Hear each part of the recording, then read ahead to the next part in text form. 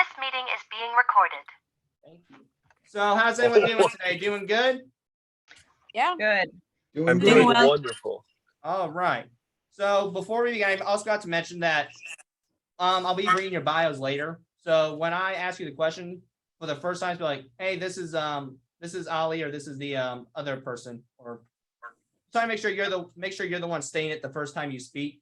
So my first question to all of you is, if I can get there. Here it is.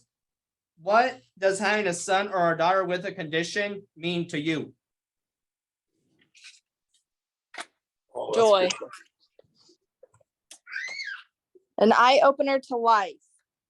An eye opener to life. How so? It makes you definitely appreciate every day in a different view and taking not even the smallest things for granted. Absolutely. I would agree with that. And I think it's made you a better person, hasn't it? Yes. Absolutely. I agree. I would definitely say that it definitely taught me patience. I wasn't a very patient person before my daughter came into my life. I would say as far as making me a better person, absolutely. Yeah, it definitely made me a better person. And I don't have any children, granted, but having autism, I think, made me a better person. Well, it gave me a different perspective on life, and to piggyback off what someone said earlier, it made you have a greater appreciation for the smaller things, because Xavier is nonverbal and he has a seizure condition, and like I said, he's a pretty big guy. He's 6'4", 348 pounds, but he's had such a gentle nature about himself, and it's been my testimony that my belief in God was between little and none.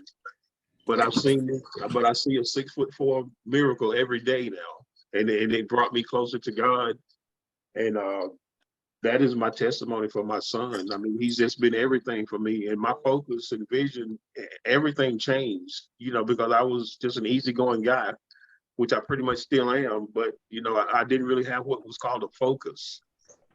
Because I was taking so much for granted. But when Xavier came into my life, he'll be 30 years old, November 16th. And the things that we've been through, it definitely made me into a person that I didn't know existed. And I didn't know I had it within me to take care of an autistic child, because it was not something that I had seen, but there's been some life events that I reflected on, going back as far as 10 years old, that I understand now. But yeah, it definitely has enhanced my life, and I don't look at it as a burden. I look at it as a blessing. I do too, man. Now, where did this nickname though come from? I heard about this nickname called the Big Dirty. Yeah. Well, that's because when we used to do the Special Olympics every year in high school, and because of his size, and one of the things about him is called his agility. He's real light on his feet, and we were out there, and of course the football team was the one that was like the helping out, and he took off running, and they couldn't catch him. And they said, man, he's big. They said he would be, with that kind of speed and agility, he would be an awesome defensive end, or an offensive lineman. And they said, yeah, he would be down there with the big uglies. I said, well, we can't call him the Big Ugly. I said, we'll just call him the Big Dirty. And even before then, his nickname, we used to call him Big. That was his nickname, Big. So we just added the Big Dirty onto it, and it kind of stuck. Everybody likes that name, the Big Dirty. I do too. We call my grandfather Biggie, or Big Joe. So okay, yeah, it kind of works in a sense there. Yeah, it works. Like I said, he's 6'4", 348 pounds, wears a size 16 shoe. Cool. But like I said, he's just as easygoing as he can be. That's shorter than me. I think I'm in the men's, just started in it, I think. took a long time for me to get to the men's size shoes. Very long time. I'm too short. I was too short for it. He was wearing the same size shoe I was when he was 9. we both wore the same size shoe. I wore a 9.5. He wore a 9.5, but he didn't wear a 9.5 for about 3 months, and then he went to an 11. Jeez. So yeah, he had a big Gee. growth spurt. I Yeah, thought big- my boy was big. Now I know he's not. Minnie, I want you to start off with this one for us. So what were your initial thoughts when you learned that you were going to have a son with a condition? So we knew pretty early. Xander was diagnosed at 18 months with PDD-NOS and at 3.5 with classic autism. So our initial, for the first diagnosis, it was, okay, what do we have to do to get help? How do we help him? How do we make sure that he meets these milestones? So it was a go, go, go, go, go mode. When we got the classic autism diagnosis at 3.5, it was crushing. For about 3 days, I think I cried for about 3 days before I was able to kind of pull up my bootstraps and be like, okay, nothing's changed. We just have a word now. And once I got through that, we were able to really push through and, you know, work on getting all of the services in place and make sure that we were doing what we needed to do. We did a whole bunch of research. Like, it was a big learning curve, and it was a big growing curve.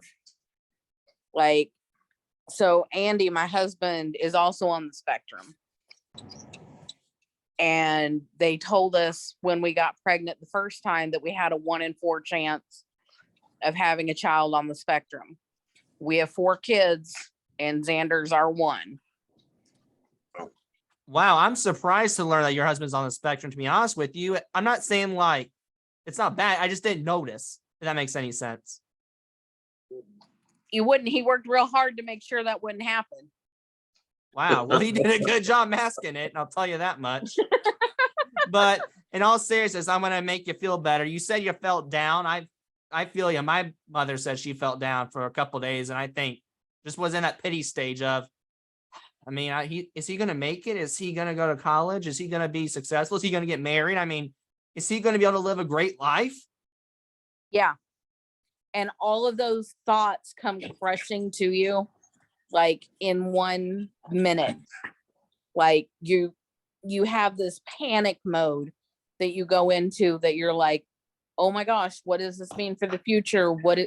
Who's going to take care of him? What does this mean? Is he going to talk? Is he going to love anyone? Is anybody going to love him? Like, all of these thoughts come rushing at you so fast. And it's almost like you don't have time to process them. So your way of processing through them is to cry through them, or to get mad through them, or, you know, whatever emotion is easiest at that second. Yeah, because you don't know. Like you said, you don't know what the future entails for your son. And as a parent, I think that's the hardest thing to worry about. Yeah. Yeah. Your journey sounds a lot like mine, because Xavier's initial diagnosis was called PDD, which is called pervasive developmental disorder, because he was displaying things that would have him on the spectrum, but at the same time, he was doing stuff that said that, well, if he's autistic, he shouldn't be able to do this. Or he shouldn't be able to do certain things, so which is why they didn't want to go with autism right away. But the official diagnosis, sort of much like what you did, it came when he was like 3.5, and they said, I think we're just going to have to go ahead and say yes, that it is autism. And like I said, our journey sounds similar, because I had no idea what that entailed. So I like you, I just dove into everything that I could find about autism. And one of the things that I did really find out was that early intervention is the absolute key to the quality of life that will happen for the child later on. And that is one of the things that we hope for Xavier Foundation, with the information that we give out in the Black Tie Gala. That's one of the things that we are always telling people: do not wait. We've got a pamphlet and a booklet that we give away. This had like the 10 signs of autism. And I'll tell anybody, if you see 2 of those signs on there, go get your child diagnosed. Go get them checked. Because what happens in a lot of times, I don't know about where you guys are, but here in Georgia, they were real big with the Ritalin and all those other kind of drugs.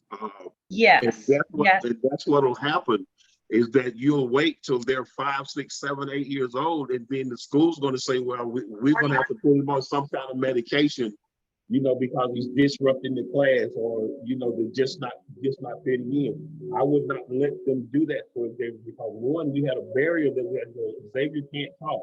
So if the medicine was making him sick, he couldn't tell me that the medicine was making him sick. Or if it was doing something to his vision, he couldn't tell me any of that. So I just told him, no, I fought really hard. And there was no drugs for Xavier when it comes to that behavior drugs, as they call it, especially with the Ritalin. And now that we go 30 years past when they were trying to look at the data on it, it didn't really help any of it. It didn't. It absolutely didn't. Yeah, we were lucky because of the diagnosis, because of the time that it came, and because of Andy's past diagnosis and my background in special education. Yeah. We felt like we got a head start and jumped ahead of that. And we already had first steps in place for our oldest child who had a speech delay. So we got that early intervention. Like, they're the ones that recognized it, and they were like, you need to get him tested and everything. So we were suspecting, but we were really blessed. Yeah, And the team that we had. Xavier's mom is the one who kept insisting that something was not right, because I couldn't see it. Because the classic is that they don't interact, and they don't do this and they don't do that. But when I came through the door every day, Xavier ran to me. Yeah.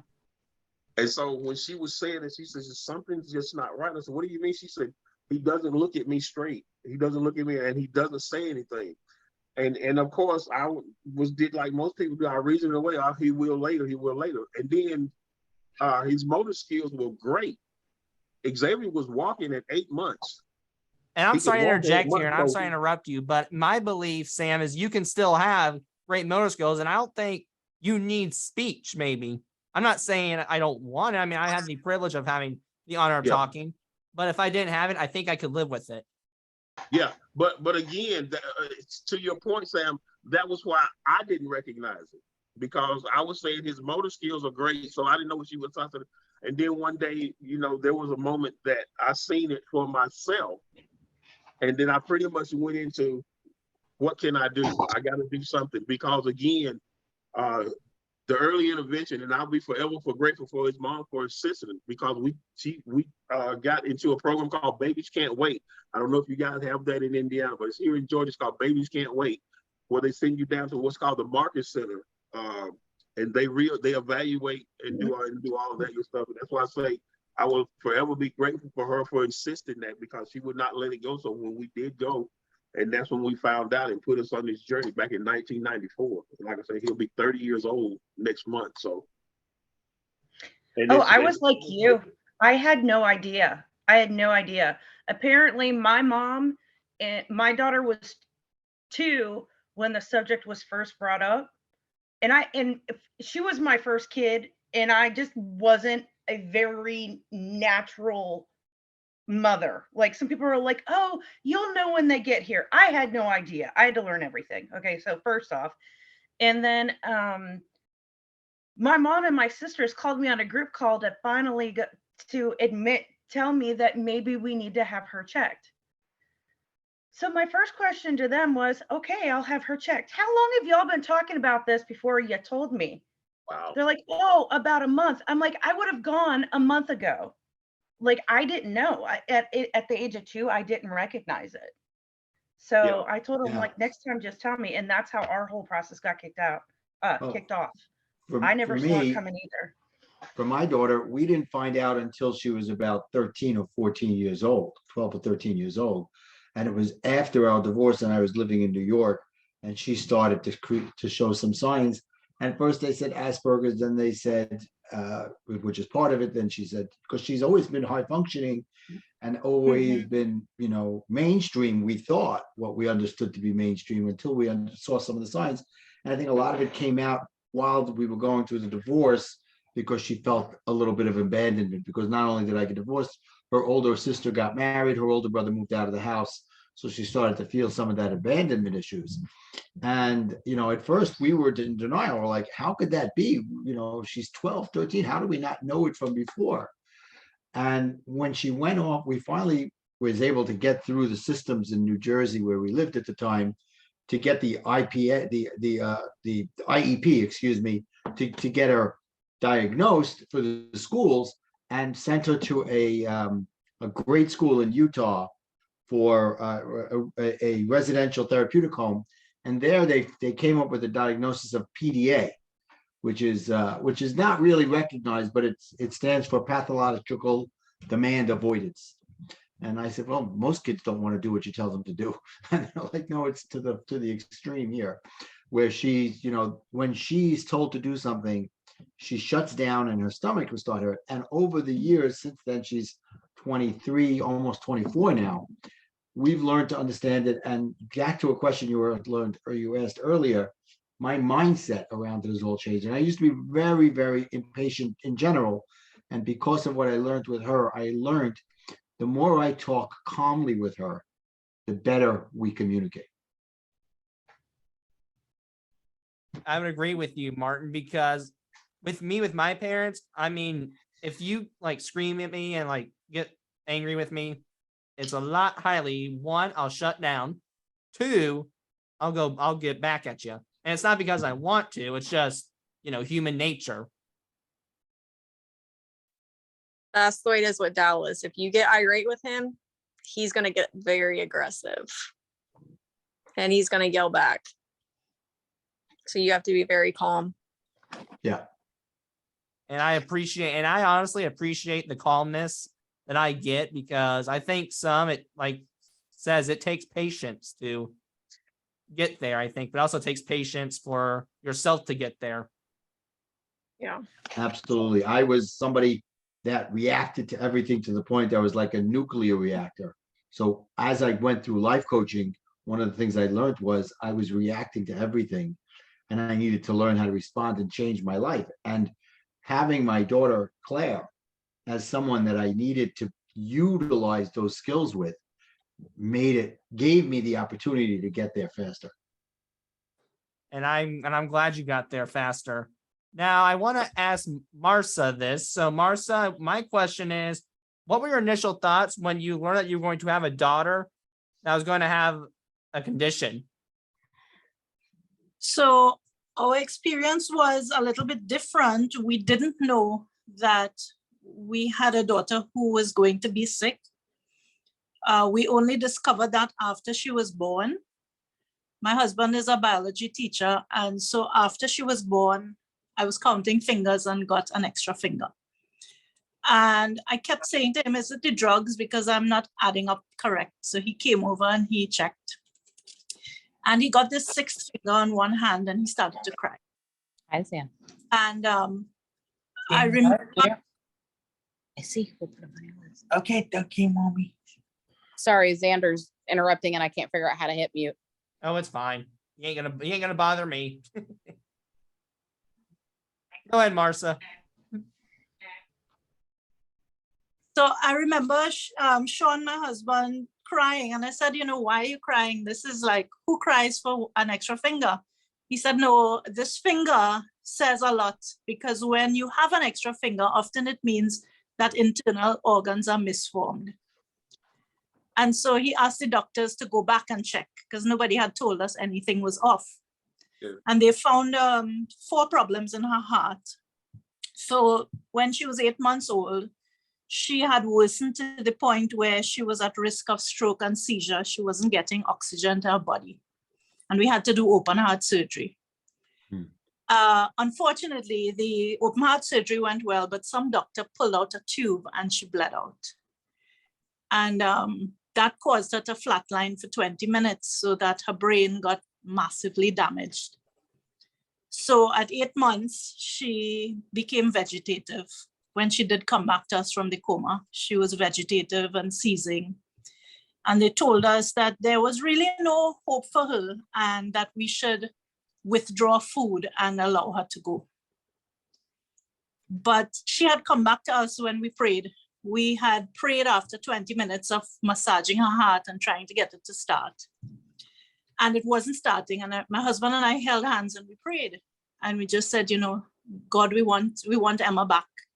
Please bring Emma back. And he did.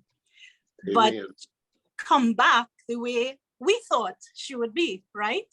She came back as a perfect little person, but this perfect little person didn't match our idea of perfection. So it felt like the bottom had fallen out of our world because the doctors were telling us, withhold food and let her go. And when we said, no, we are not going to do that, they said, well, put her in a home and move on with your life because your child is going to be a log in a bed.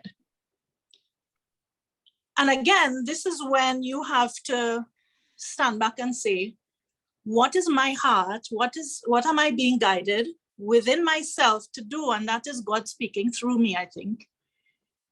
Thankfully, both Sean and I had the same feeling. This is our child. It will always be our child. And I'm not going to think about convenience, even if it's hard. But it was scary. It didn't follow any of the rules. The rules were, since I was small, work really hard, do really good work, be a kind person, and life will treat you well, right? Right. So there I was, a lecturer in a university, and ticking all the boxes and trying to be kind and trying to be a good mommy to my son, who was 5 at that time, and taking all the things to have a healthy pregnancy, you know, following all the rules. And then life just suddenly takes a 180. And people look at you and they say, statistically, your child is worth less now. So pull the plug on her. And at that So I point, interject, but that is a load of BS right there. My Amen. friend, that Say is that, not say that. true. She Yeah. is worth more Yeah. than ever. Yeah. so I think that without us walking this path, we would not have learned the lessons we learn, and we would not be able to support the people we support. Unless you walk through the darkness and find your way through, you don't get to light the path for somebody else. You don't know how to lead somebody else through. And so it took 7 years of a lot of pain, personal pain, a lot of loss of what I felt was important to me. The rules change. I don't care if physical things are lost, if material things are lost. I came back home after about 3 months in the States with her, because it happened in the States, and I live in the Caribbean in Trinidad and Tobago. And when I came back, I had an aunt who had gone through all of my personal possessions and had edited those possessions, let's put it kindly. Up to today, I do not know what's there, what's not there, because it does not matter. My child matters. The love of my family matters. No, and I'll say this, love is love, period. So I think the journey, it took 7 years for me. It's 10 years now. She's 10 years bedridden, but she's come such a long way. She was diagnosed as blind. She had lost all of her senses and her ability to suck and swallow. We put in a G tube to feed her. And we just said, you know what?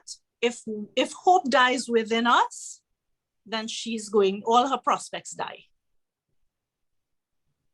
And I'm so glad that that was the one guiding light for us, that we had to keep showing up so that she would have the chance to do as much as she could do. And I can't predict what that will be, but I don't think that's the secret of this journey. This journey is about loving your child, supporting your child.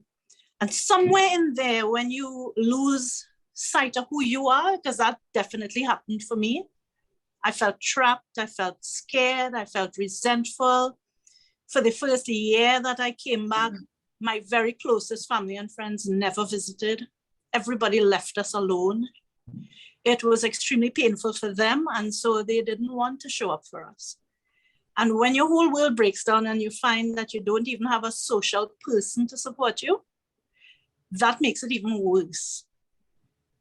So we learned how to find hope inside ourselves. We learned how to see in Emma, that's my daughter's name, what her purpose was.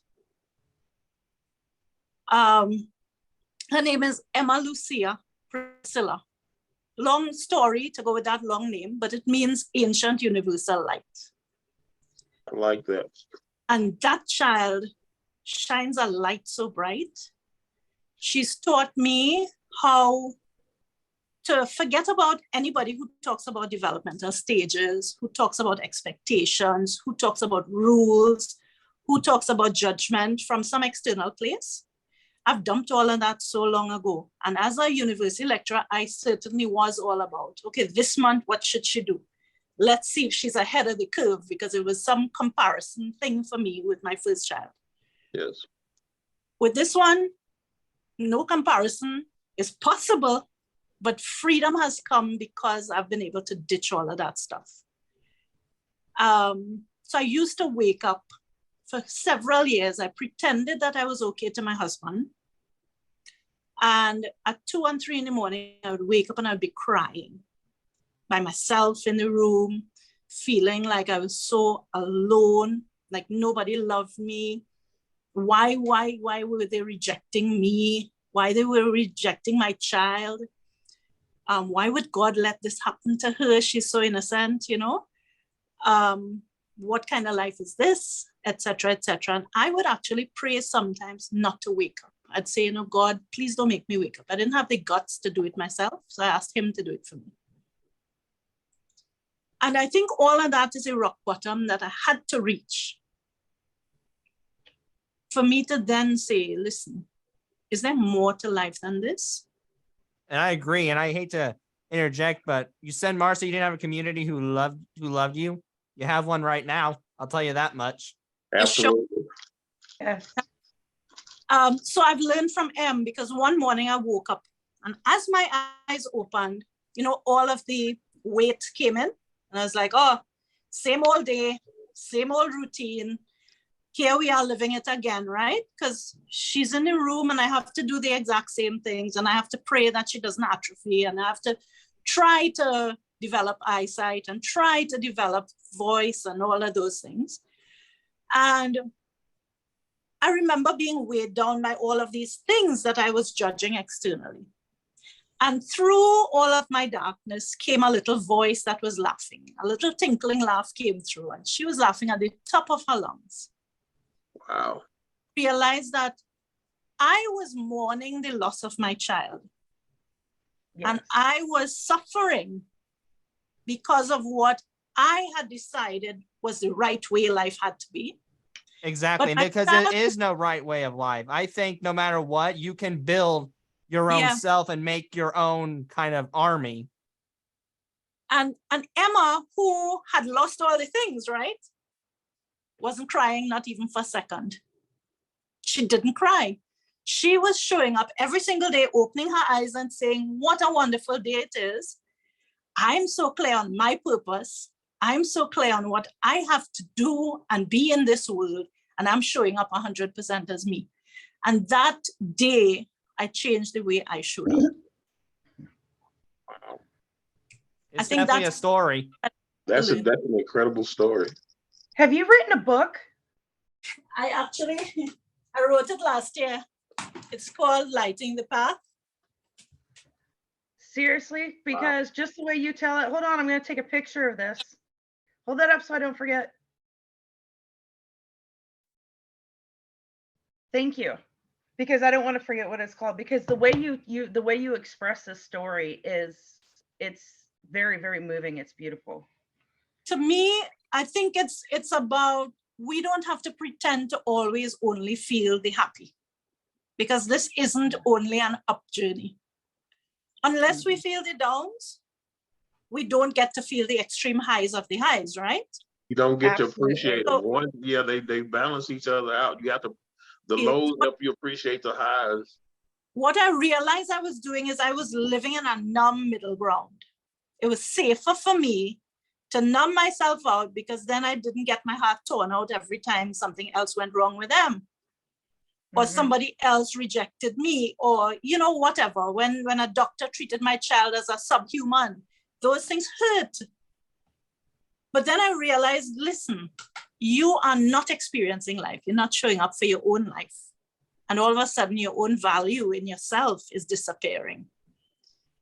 So I wrote the book because I wanted to be open about the hard stuff. Yes. And I wanted to say it's okay to feel these things. You're not a bad parent if you feel these things. You're human.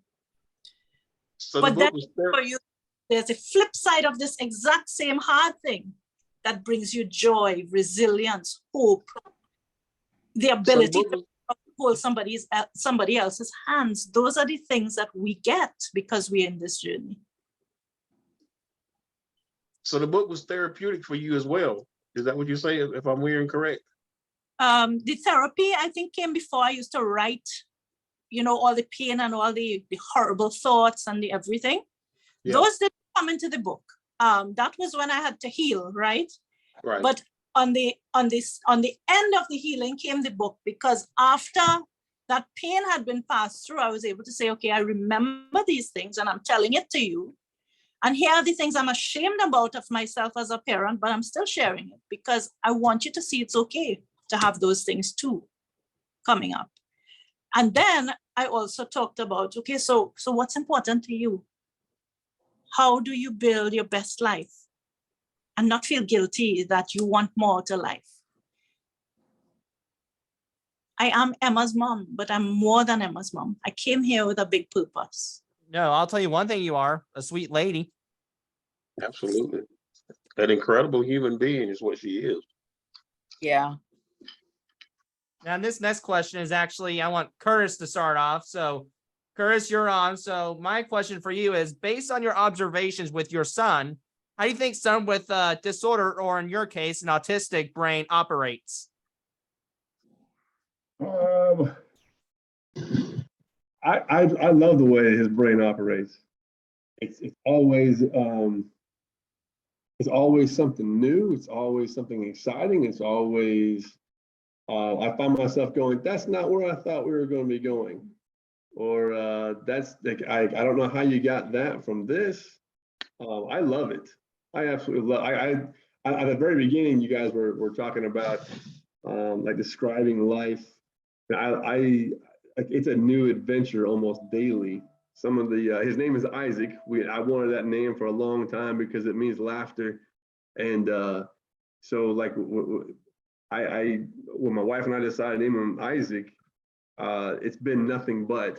So there are times he lives up to it daily. I think there are moments like right now, I'm getting a text message talking about his grades being not so great, but that's usually because he just doesn't turn stuff in. So when I ask him about it, his comments are make me laugh. And as a teacher in the same school district as my kids go to, it doesn't make it easy for me. But sometimes I agree with the teachers and sometimes I don't. I gotta keep my mouth shut. But I think overall, daily it's a laughter. He cooks for us. He's always talking to me about anime, and I don't understand the words that are coming out of his mouth, but I try to smile and go with it. I'm grateful for every day. I mean, hearing y'all stories and stuff. That happened. There were moments, I think, when we first started seeing things. He was very young, but there were moments like in early elementary. One of his teachers told us she went to him and called him by name, and he held his hand up to her face, and he looked off into the corner of the room. And after a few seconds, he put his hand down and said, "Okay, I was playing a movie in my head." Like these are just moments that bring us laughter. So he and I were talking about today. We went to the doctor this morning to have a checkup, and he and I were talking about it. And some of the comments between him and the doctor made the doctor and I both laugh and chuckle. And his references to a floor in the doctor's office being more comfortable than the bed in his room makes me laugh. So I don't know. I don't look at his life as a challenge. I look at it as a new adventure almost daily. I look at it as he wanted to be a chef, and then now he wants to be a voice actor. So it's just pursuing those dreams and finding ways of making it real. So he doesn't view it that way at all. So I don't. I was odd when I was a kid, and I think we're both just goofs. Hey, Curtis. Yeah. I heard you make the comment, sorry, talking about his grades and how he sees things differently and how his grades aren't the greatest right now and stuff. But as speaking from one autistic parent to another, and this is maybe me where mine's a little bit younger still, the grades are expectations, and that they already have enough from doctors' offices and doctors and everything and stuff in between. So as parents, and this is just where my mindset sometimes goes, you know what, if they're going to school and they're trying and they're putting in at least some kind of effort, but coming home still happy every day, doing things that brings them joy and laughter, the rest, why have expectations on certain things? Why do they have to make A's and B's? As long as they're, or the goal is as parents to try to help them be self-dependent, and just live life, not necessarily with expectations. Oh yeah, no, I understand. I think for me, I guess just being a teacher, I think sometimes for me, it's more like right now, like when I look at his grades, if it's not so much the content and the knowledge, I don't really worry about that. I even tell my own students, look, C's average. Like don't get overwhelmed with a letter. Don't get overwhelmed with an A or a B. And I know my family and I, we don't have the expectations that everybody should make straight A's. I teach my students that college is not for everybody. There are trades, there are academies, there's jobs, there's all kinds of opportunities now than there ever have been. But I know for Isaac, yeah, I know we don't hold a, you got to make A's and B's. That doesn't bother me. It doesn't bother us at all. I think for him and my daughter, I have 2 daughters and 2 sons. For him, it's if his grades are low, I would say 95% of the time he's just not turning something in. It doesn't bother me as far as the letter goes. It bothers me of you've done the work, but you just don't give it to her. And I'm trying to figure out, like, are you mad, or are you just kind of yeah, no, I appreciate it. That makes a lot more sense from as a parent standpoint, but also as a teacher standpoint. I respect you and applaud you, because I couldn't even begin that struggle of both sides. Oh yeah, no, I don't. And that's the thing too, is like as a teacher, I don't give homework. I just don't believe in homework. That's just me personally. By the way, Curtis, Sure. JFK was a C student. JFK was a C student. I was a C student, and I turned out amazing. So I know, like when I went to college, I got an A one time, and the professor was my mentor. And I told him, like, I'm leaving. Like, I'm walking out of the class. I'm gonna go have lunch. I'm celebrating by leaving. So like, I know, and I'm probably odd at this in my classroom, is I see enough anxiety and I see enough stress from these kids trying to live up to mom and dad's dream, trying to compete with their friends. I don't like seeing that. So if a kid makes a C, that's wonderful.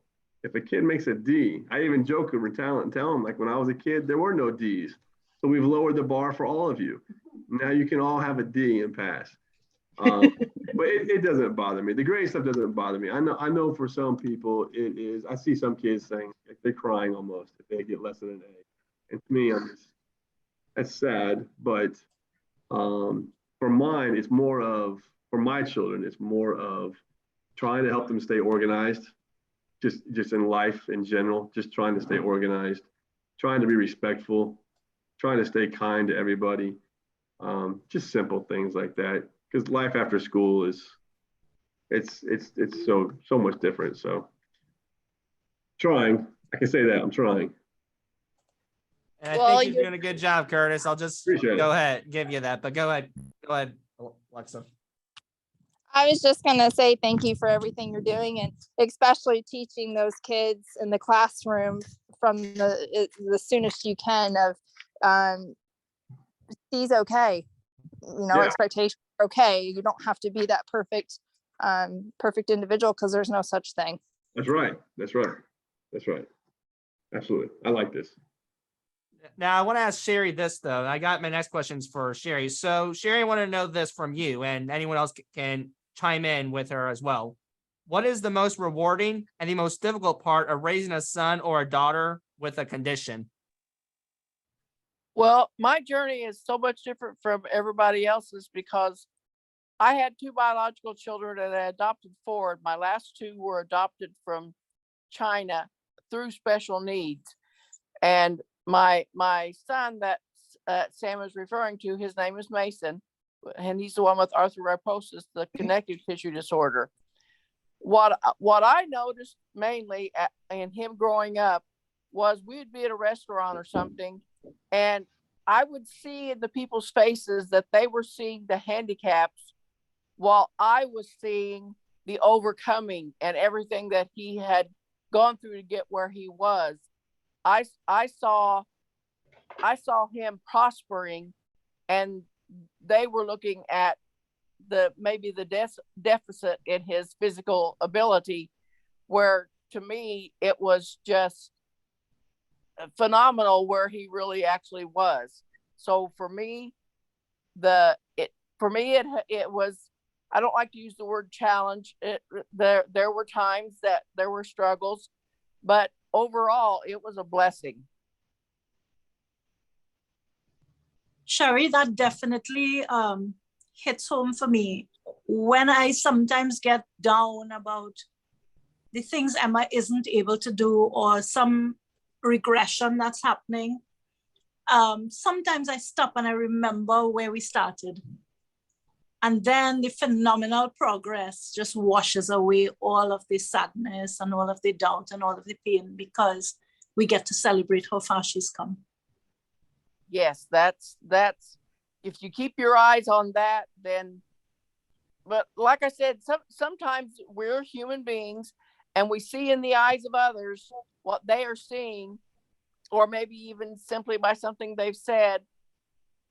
If we keep concentrating on the progress, that's, like I said, to me, it's just a blessing. It really And that's is a hard to blessing. do. But that's hard to stay concentrating on that blessing. I mean, sometimes it just kicks you down, though. You know what I mean? Like, there are times that you do get down, but in my case, I knew that Mason had, well, I didn't know the disease that he had, but I knew that he had the handicaps when I adopted him. And yet when I looked on his little face when the caseworker handed me his file, I knew he was my son. It was strange because he was across the world, but God let me know in my heart, that's my son. And so I knew already that he was going to come with some challenges. Like I said, I don't like that word, but I knew that he was going to come and there were going to be issues that we had to handle. So having known that, they first thought he had brachial plexus palsy. And then through going to different places like Shriners Children's Hospital, Chicago, we learned the true diagnosis was arthrogryposis. And what you'll learn is connective tissue has a memory, and you will work and work and work to get something where it needs to be. And if you don't stay completely on top of it daily, returns back to where it was. So yes, sometimes it is hard to stay focused on the blessing. I'm not going to say there weren't days that didn't happen to me, but overall, that's what I always tried to stay focused on. And I am a very firm believer in God, and I really feel like he walked hand in hand in this journey with us. Sherry, I'm curious. Can you tell us some of Mason's blessings?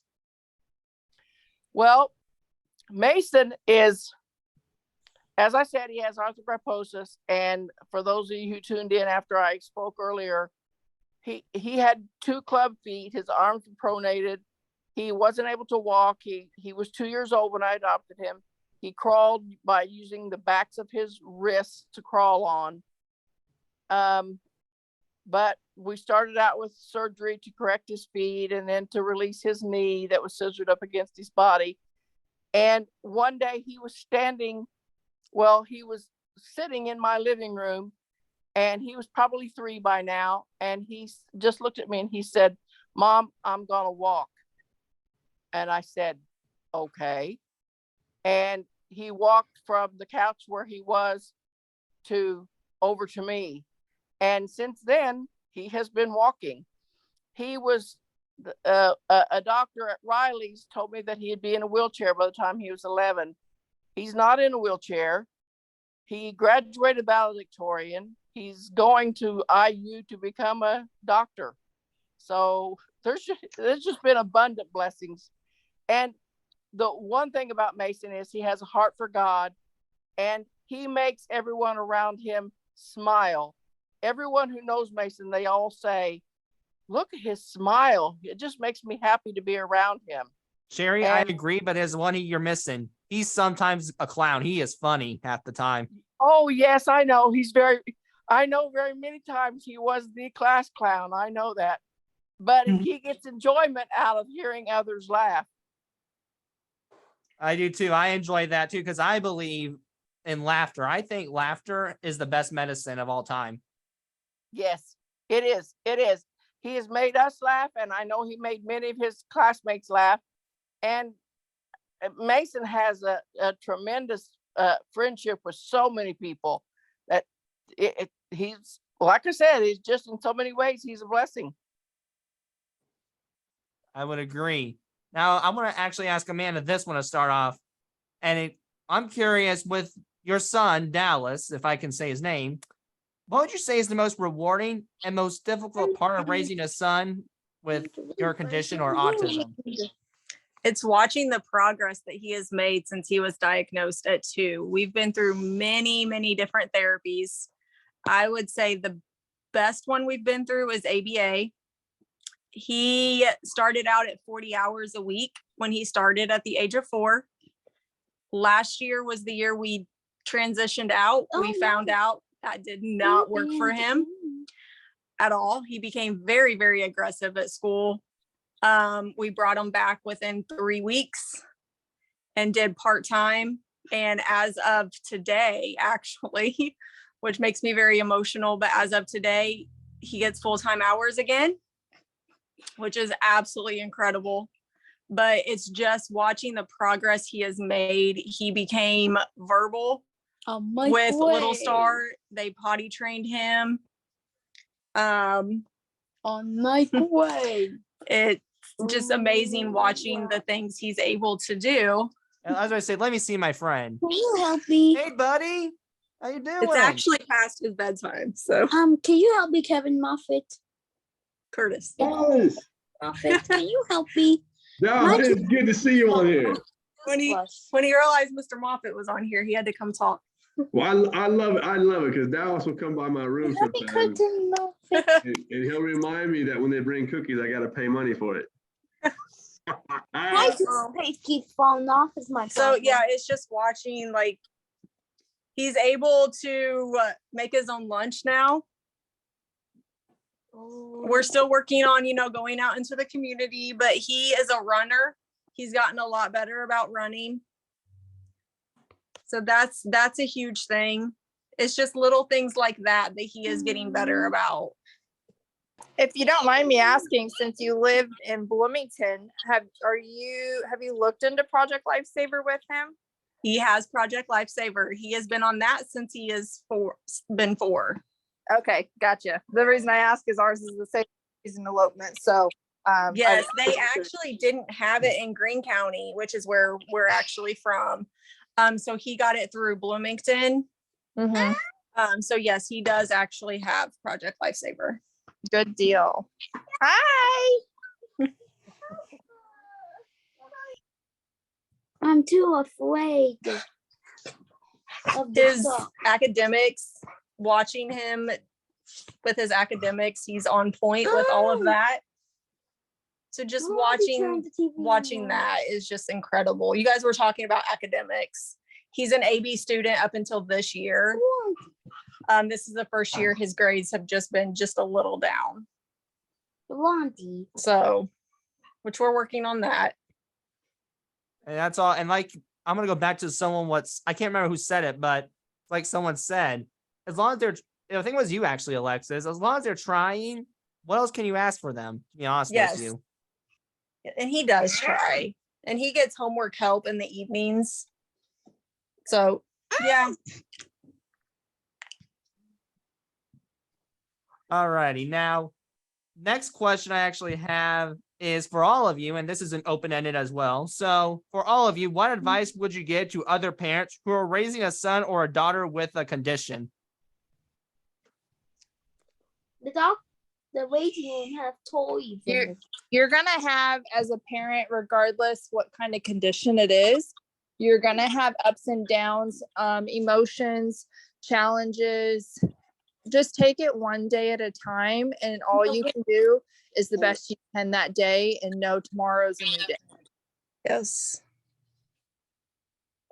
This is going to sound not very deep at all, but just try to stay calm when someone comes up and gives you a ridiculous explanation for your child's condition or a ridiculous cure for your child's condition.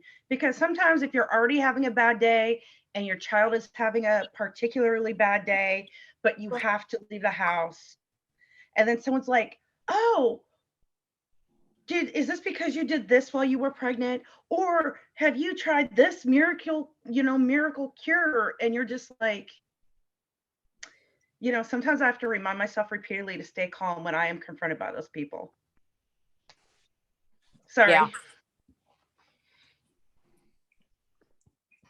I would say learn to smile, because sometimes that's all you got. When those people walk up to you, when your child is playing in an ice chest at Walmart and some old lady decides to go scold him and he shoves her down, like, and you're just like, and the cashier goes, well, that was deserved. And you're just like, oh my gosh. And you have to smile. You have to go apologize to this old woman, but you still have to smile. Like, just try to. Yesterday, me and you made the yeah, and you have to, like, just, there are days that I fake it till I make it. Oh yeah. And we're coming out the tail end of some real high aggression. So for the last 7-8 years, we've been faking it till we make it. And sometimes it is a minute by minute progression. There are moments where we're really high. Xander is laughing. He is hysterical. He's considered nonverbal. He can cuss like a sailor, but he is considered nonverbal. And he is funny. And then it'll just swing the other way. And we know if we just smile our way through it, we'll get back to that high. Mm-hmm. And clean your mess up. That realization is still something that every day I'm like, I just got to smile. I just got to smile. And it's what I tell all newly diagnosed parents that I meet. It's like, you just got to smile. You just got to love them through it, because it's going to get better. It's going to get to a point where you're going to be okay. And that's what I think is like part of like my original point. It's such a roller coaster ride as it is. And yes, there are incredible highs and such deep lows. And then somebody wants to give you their input that they have no business giving about your child. You know what I mean? And that's what you know what I mean? It's just sometimes that's really difficult to swallow.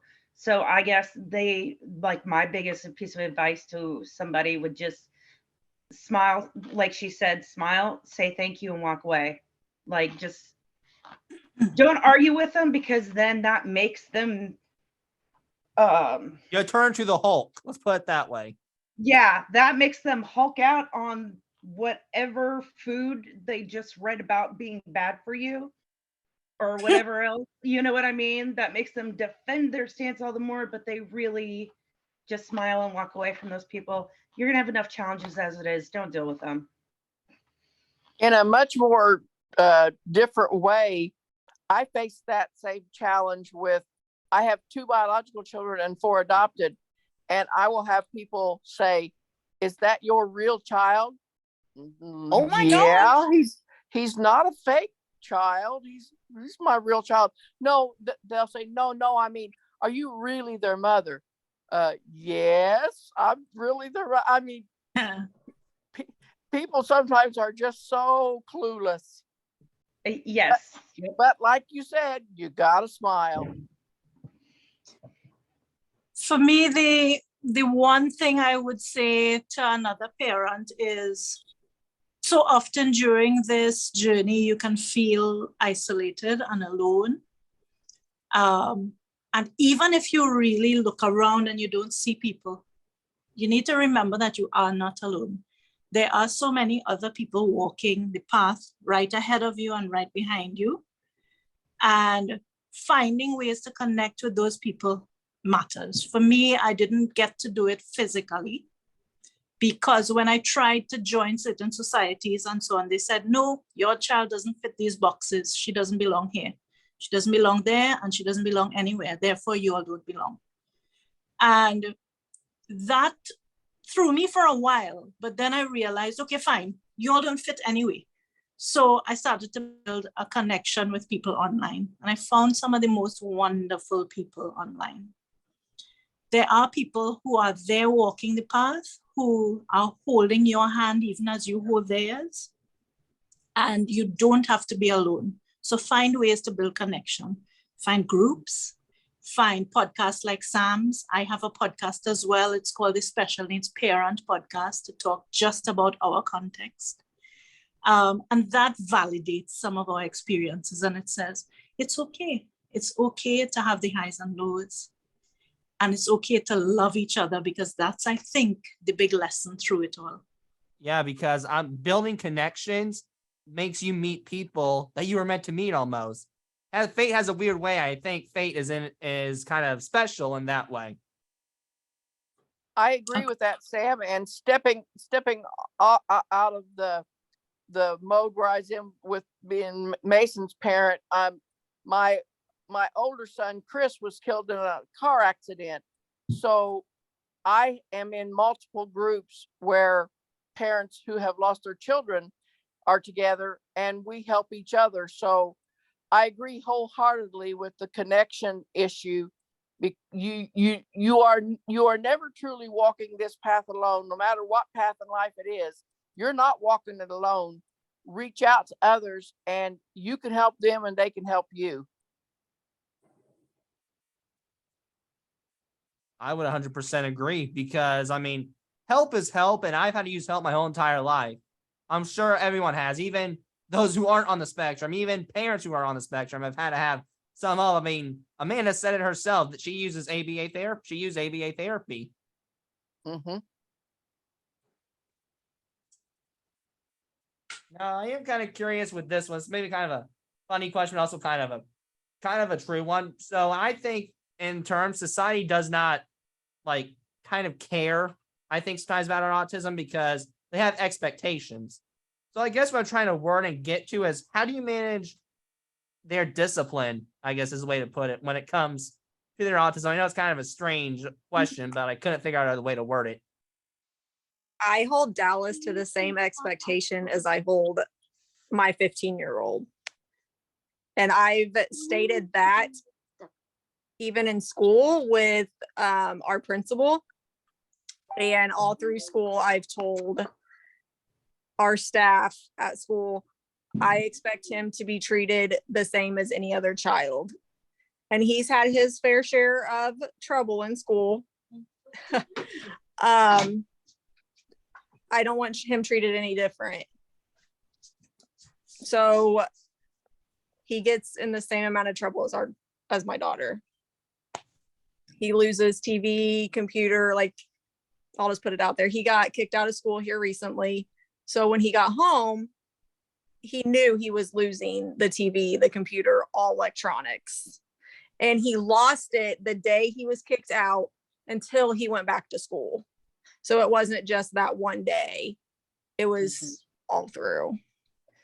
I don't think he should be treated any different. I mean, some people might feel differently, maybe, I don't know, but I hold him to the same standard.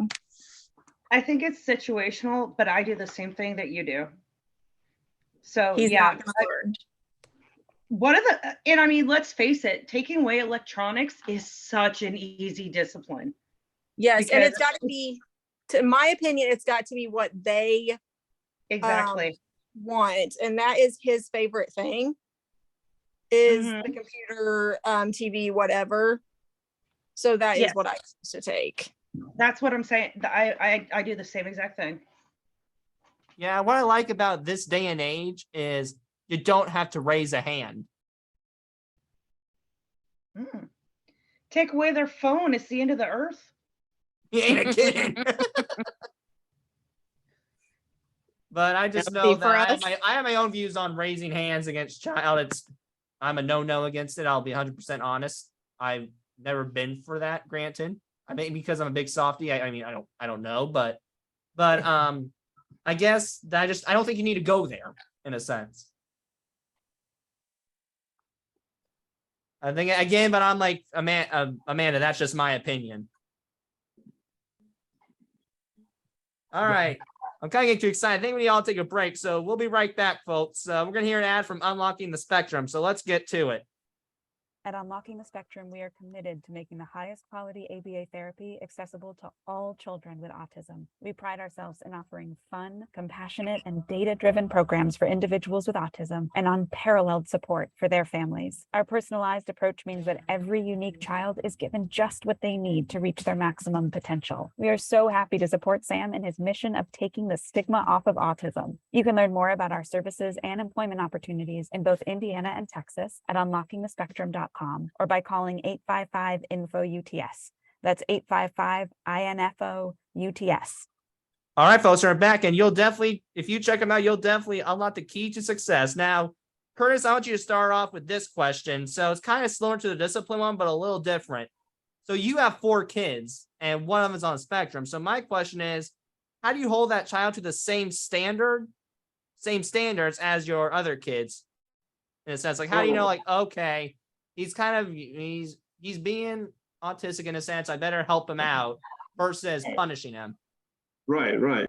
Yeah, no, I was thinking about the last couple of questions. My dad told me a long time ago, never be the first one to speak because then they'll know how stupid you are.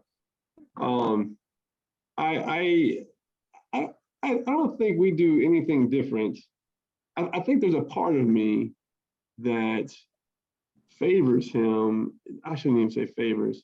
There's a part of me that I will fight the school and burn it down if they mess with my kid. Like that's the part, like that's the dad in me. I work there, so that would really stink because then I'd be out of a job. But when it comes to discipline, I think it's just the exact same as any of my children. It is sad to say that taking away a phone is the end of the world.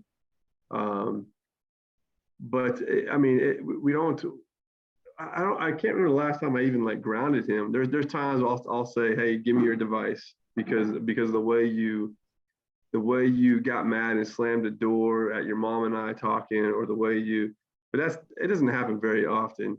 But I do know, like, even when it comes to academics or when it comes to discipline, I try to be the same for all, but I also know I have to treat them differently.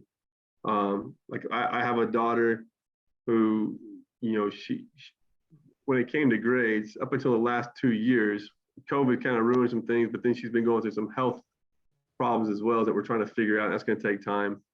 But her grades have slipped. But before that, she was an A student, a very easy A student. So her expectations for herself was that high. Isaac's a lot like me. It's like, I passed. That's the end of it. Like, a doctor who passes is still a doctor. So when it comes to discipline, there are expectations I have of each one that are different, but that's because each one is different. But I think overall, ultimately, I think it comes down to it's the same. If one of them talks back to me, it's going to be the same punishment. I don't know. Isaac's, we found out today, he's 5'8"3/4, and I'm 5'11", so he's getting pretty close to dad size. And so if I've got really bad knees. I don't think I can take him in a fight. But my 5th grade daughter, who wants to just sit on my lap and hug me and love me, I could take her easily. So I just think that discipline, it varies from each one to each one, but ultimately it's pretty similar. I'm gonna make them suffer. That's pretty much what it comes down to. You're gonna act like a fool. I'm gonna take your phone. But for one of my kids, he's like, whoopee, I'll go outside and play. So then it's like, all right, I gotta find something different from him. So I don't know. I think in a sense, you gotta solve the puzzle. You gotta solve the puzzle. I think going back to the question, one of it kind of hit me now, but like I know, like, when I come across with friends or people who are they're frustrated too. For me, at the very beginning of having a child, I was reading books. I was reading with my wife. When she was sleeping, I would read What to Expect While You're Expecting. I was on websites tracking how big my baby was in her stomach. I mean, I was trying to do all this stuff. Like, I even remember the day we went into labor, or when she went to labor, I was there just cheering her on. But like, I remember looking at the computer screen going, hey, you're having a contraction. And, she didn't need me to tell her that. But I think I would tell people, like, hey, you're not going to have all the answers.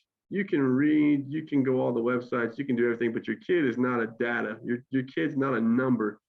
Like, it's you. It's a mini you. And so I as much as like Isaac and I were talking about autism today, and I was like, buddy, like, you have autism and you're autistic, but there's so many varying things on this that don't let that be a stigma. Like, I like what I just heard. Like, that's not who you are.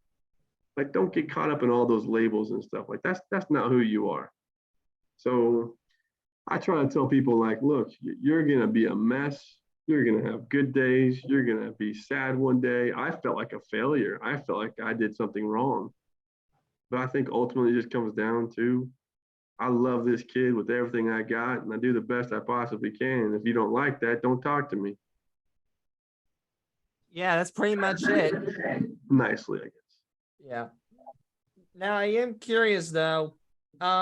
So how have this is an open-ended too, how have your spouses helped you out?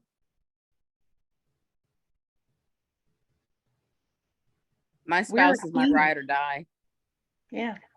That's cool. Like, Andy is so incredibly involved and there, like, all the time. He may not know all the lingo that I know because I handle all the paperwork, but he is at every single meeting. He never missed one baby appointment. He never missed one therapy appointment. He missed one baby, he says. And the doctor was scared that something was wrong with him. But you know, he never missed any of those therapy appointments. He never missed any of the big checkups. He's always there. And if I have a bad minute, he's there to take over. If I have a bad moment, he is there to comfort me. There's no two ways about it. And I try to do the same thing for him. I suck at it, but he is always there. He is definitely my ride or die. How may I ask? You said he gets involved with, like, the therapy and with all the children, but how does he get involved with just Xander specifically? I'm not trying to pay any special attention. I'm just like curious. Has he helped him out with therapy and something, or?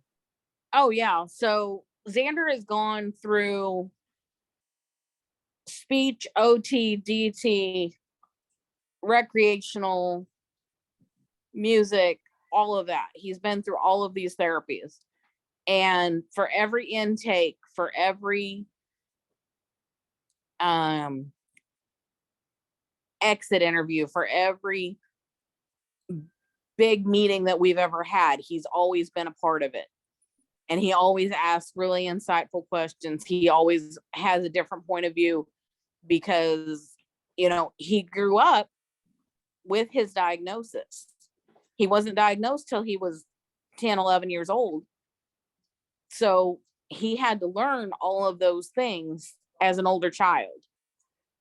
And so he looks at them a different way than I do, who didn't grow up with a diagnosis.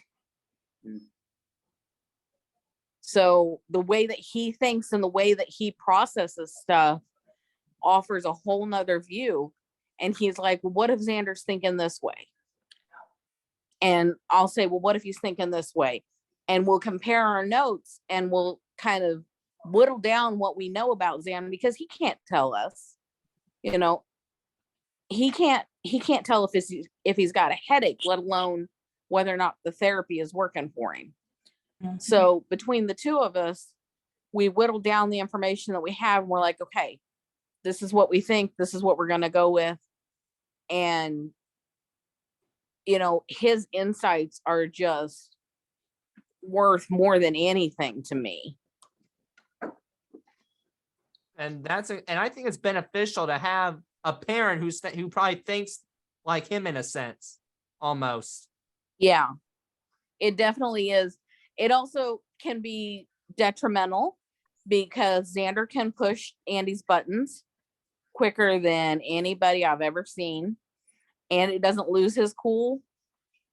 But if there's a moment where he comes close to it, Xander's going to be the one to push him. And may I ask? Yeah, but let me ask: has there been times where you both like thought like the opposite, like she's been like, where you've been like, oh, that makes sense now, or where he's been like, oh, that makes sense now? Yeah, definitely. We've each had our aha moments, and we've had opposing aha moments where I'm like, oh, he thinks this way, and Andy's like, no, he thinks this way, and we're like, oh, we better figure this out because we don't think the same. Okay. And we'll go back to the drawing board and kind of restart and be like, okay, how did we get to this conclusion? Right. And like you said, it takes trial and errors, I think, sometimes. But it does. But as long as you come up with an idea, boom, you got it. Yeah. Sean, when Sean showed up for us, he always was 100% there. But a strange thing happened. He started to take on certain roles that traditionally people see as the female role in our home. And I found myself taking on so much that was a masculine role. And we come from a society where we have very traditional lines of how males and females operate, especially from this East Indian background that I'm from. Doesn't work like that here. So Sean is the one that Emma would accept food from. She wouldn't accept it from me. When we got the tube out and we started to feed her, there'd be times that only time she would drink milk or eat would be from him. So he's the one who would bathe her, who would change her, who would massage her, who would feed her. He's also the one, she's nonverbal, but she says dada. And I remember a couple of years later when my mom started to come around, she said, don't you feel bad that your daughter only says dada? And I looked at her and I said, no, I don't feel bad. I feel so happy that my child is able to express a choice and a preference. She could choose dada any day because that makes my heart so full. So dada is the best of me. Sean is the best of me, and I don't feel jealous about it. I feel so lucky because it could have been worse if it was me alone dealing with this.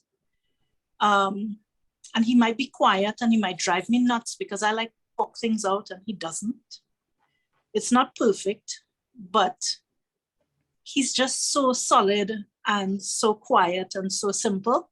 And I think that complements the loud, boisterous kind of person that I am. Yeah, I would agree. And let's be honest here. I mean, I think what you're doing is great. And I think the fact that you have extra help and the fact that she says that, the fact that she knows it's saying something. Exactly. Yeah. Yeah.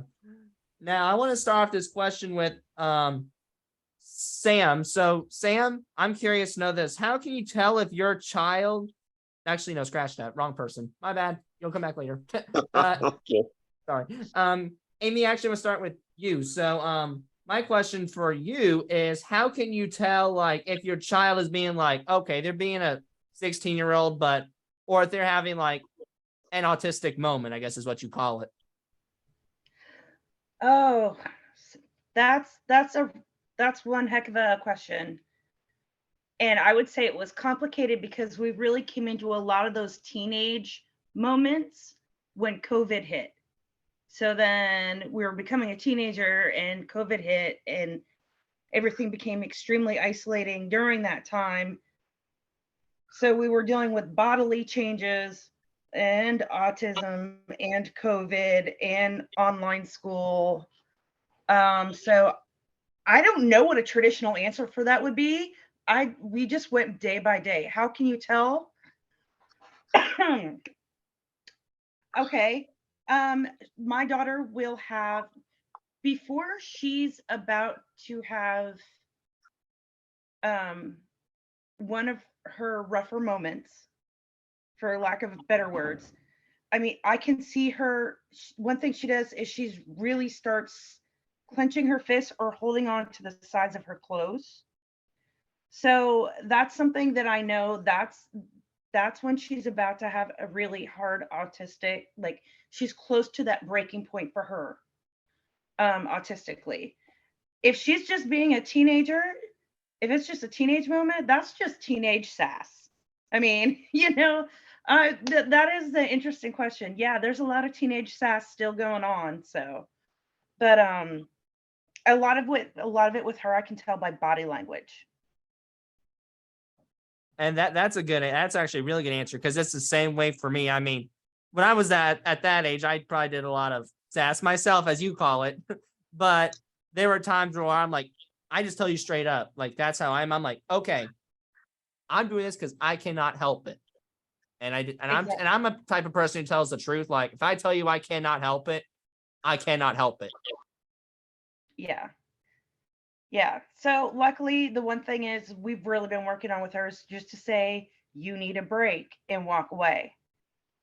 So, excuse me, that's one thing we developed over time where she will actually leave the classroom and go sit in the hall just till she can regain her composure to whatever is going on. And for her main trigger is noise. So like her worst day in the world is when there's substitute teachers, because everything's louder, because the kids typically behave less when there's a substitute teacher. That is like the worst day of school for her. So yeah, so for her noise things, we've gotten to the, we worked with a lot of her teachers and everything. And it's just, if she's saying she needs a break, she's not cutting class. She will walk right back in as soon as she regains her composure, but she does need to walk away for a minute. But for when she's at home, it's absolutely, I can tell by her body language. And then but then the other half of it is teenage sass. So. Right. I was ready to say, I was wondering how can we all tell the difference, and it's hard to tell the difference, I think, at times. No, not really. No, Maybe for you, yeah, but sometimes the build up sometimes is hard to tell, but when you're getting, when it's getting more tense, then I can really tell, because she can't hide that tension from her arms and her hands and her shoulders, and that's when I know which direction she's going. Gotcha. Now, Sam, we're ready to move to you. So the question and again, open-ended, is how do you show your child that it's okay to embrace their differences? Well, it's a bit of a challenge for me with Xavier because, like I said, he's nonverbal, so everything is got to be touch. And he'll look before he does something to see if you say yes or no or it's okay. So that part is pretty simple because he'll make a gesture towards something, and if I say no, he'll look at me, and then he'll start like nod his head back and forth and then try to laugh, because he knows once we're laughing, he pretty much gets his way. But if I don't laugh and I say no, then he won't do it. So I guess you could kind of say he's kind of manipulative that way, because if he really, really wants it, what he'll do is he'll come up and he'll hug me. One of our things has always been nose kisses. We've been that way since he was like 2, and he'll start nose kissing me, and I'll know then he's trying to get me to let him do what it was that he wanted to do. And it's never anything dangerous. It's always something like he loves popcorn. And he loves going to Walmart. And like I said, we'll be going to Walmart. And before we go in, I'll say, you can get 2 things. And all through Walmart, he'll pick up 2 and he'll trade them out. When he sees something else that he might want, he'll take it out and put it right, then take that out and then put that right there. So like that's the challenge of him being nonverbal. But like I said, most of his stuff is hand gestures and, sign language and things of that nature. And it's at least it's not kind of like, hey, getting all the popcorn. He's like, got all the bag here. Let's go. Yeah, but like I say, he understands his boundaries. But like I say, he'll if he grabs the popcorn, and then if he sees a bigger bag or a different type of popcorn, he'll put that bag down and get that popcorn. So he'll make sure that he's got at least 2. So he's very receptive in that regard. You ain't a kid. He is the big dirty. Yeah. Yeah, he is. Now, I am curious about this. So what would you say is the most beneficial tool that has helped your child succeed with their autism? It could be the therapy, the ABA. It could be their bed. It could be whatever. I mean, what would you say is the tool that helped him out the most? Teachers that look beyond his autism and really worked with him. His most successful, I think he learned more from the 7th and 8th grade than he did up until more than he did when his high school years, because he had a teacher named, and I'll never forget him, his name was Jimmy Houston. He was just super with Xavier. I mean, the day, because I used to just pop in, just to see what was going on. And Xavier had he learned his colors, and he learned how to sign the colors when he would say them, and it was just, I think so. His temperament is and how he was with Xavier. He would come by the house on his days off, like through the weekend. And here was a cool thing: Xavier was his best man at his wedding. Oh. Yeah, and the resource officer that was there, his name was Officer Lovingood. When he had been with Xavier since he was in the 8th grade. And when Xavier went to the high school, he became the resource officer at high school, and he developed a relationship with Xavier as well. So when Xavier graduated, it was like, they were the teachers and stuff were literally crying because he had touched them so much. And that's what he does. And that's what I tell people. He'll steal your heart and you won't even know it. you know, but he has an effect on people. I mean, he's sort of like a mini celebrity around this little small town that we have. Because I went from being Sam Hutchins to being Xavier's dad. That's what I'm known as now. Not Sam Hutchins. That's Xavier's dad. That's and I think the support that the community gave him, like I said, that one teacher, really, because he looked forward to going to school he would get up, wouldn't have any problem getting him ready to go to school because he wanted to go back to that school. And then in high school, it was kind of a little bit different because, you know, some of the students were afraid of him because he was so big. He was so much bigger than they were. But he would not hurt a fly. He's like I say, he's such a gentle soul. But, you know, and sometimes they wouldn't want him to go on field trips, you know, and I would tell him, no, I'll go and help chaperone. I'll go with him. Because that's the one thing you'd have to do, especially with the IEP, means you have to advocate for your son. And like I said, don't assume that he can or can't do something because he has autism. Give my child a chance. That's all I ever asked him for. But that was, I would say, the biggest thing that helped. That helped him was the people's patience and temperament to see beyond his autism and see him, you know, meet him where he was, as so to speak. I would say for Dallas, it would be ABA. They have been with him since 4th grade, and not many schools around our area allows ABA in the school system. We've been very fortunate that our school system allowed them to come in. So they have been with Dallas 40 hours a week, including in the school. He's had that one-on-one. So it's been nice. They've worked with him even on breaks, and they went out into the community with him and worked with him in the community. That's definitely been our saving grace with him. They've became family to us. Like I said, they've helped potty train him. They've helped teach him to talk. Went to school with him, everything. I don't know what we would have done without them. They have taught me to help advocate for Dallas in ways that I didn't know how to do. I would encourage other families to do ABA. I know a lot of people don't believe in ABA, and I understand the reasons behind that. I have researched it myself. When I heard other families say they don't believe in it, I researched it.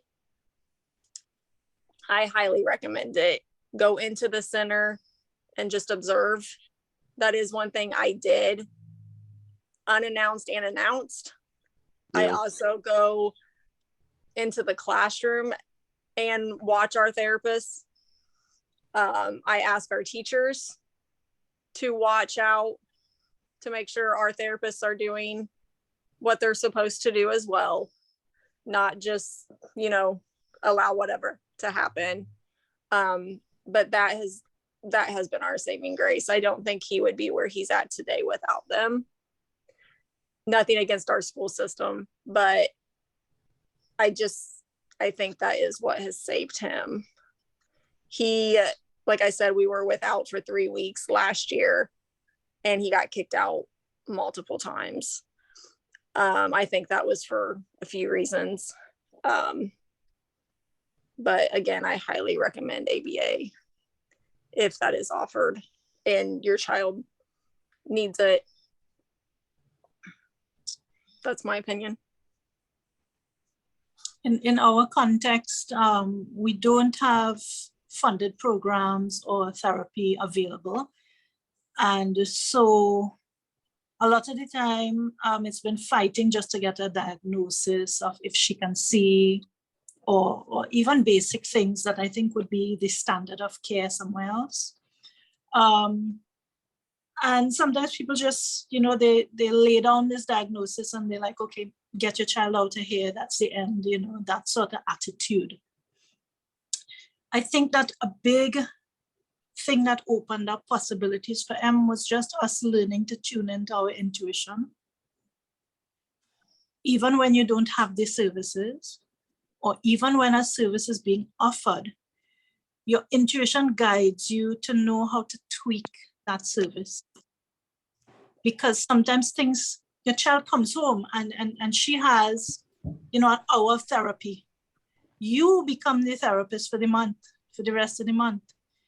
And you have to be able to look with these eyes that observe how she's responding, that observe when she's having a positive response to something you did, or to even spot what the response is, because sometimes her ability, she started to move 1 millimeter at a time. She used to be like this and unable to move, hands out like on the cross and legs down. She couldn't move for years. For years, we would, for months and months, we would see tears coming down, her mouth open, and she's screaming and no sound comes out. She's in pain and she can't even say a single sound. And it began with a truncated cry. She would just go, ah! And the day we heard that, that was a blessing, because my child could tell me she was in pain. So we started to understand, okay, just tune in with your intuition. Just observe, just meet your child where she is. And that has helped us to say to people who said, this is a diagnosis, she never will move past here. We don't accept that. And let that diagnosis lead me to research and to learn new stuff and to adapt it and to bring it home for her in whatever way that I could afford to do it. Recently, we've been saving up and affording like 1 or 2 sessions a month in something called the Banil method, ABM. And that is, strangely enough, matching a lot of what we have done, but now it's a formal method that I didn't know existed. They talk about stop trying to fix your child. Instead of fixing, connect. Help your child to connect. And that is about observe your child's response. Observe when what you do speaks to your child in some way. And she gives you a response, whether with her body, with her eyes, with a tensing of her body. It doesn't matter, or with a voice. But spotting it and then letting her know, I observe you doing this. When I started to do that more consistently, she started to laugh. Because for the first time, she knew mommy was seeing her. She was living in a different world. And all of a sudden, mommy was acknowledging, I see you, I see your response. You can't speak to me. It's just in your way. And so those are the 2 things I think. Your intuition, never count it out. You may not have a title, but see parent, that's the most powerful title. I agree with you 100% because that's what we want. And I'm not saying your child, but every child wants to be heard. And I know for those on the spectrum mainly, and for the ones with conditions, I know Mason, I bet, wanted to be heard. I know your child wants to be heard. I know Xavier wants to be heard. I know Dallas wants to be heard. I know Isaac wants to be heard.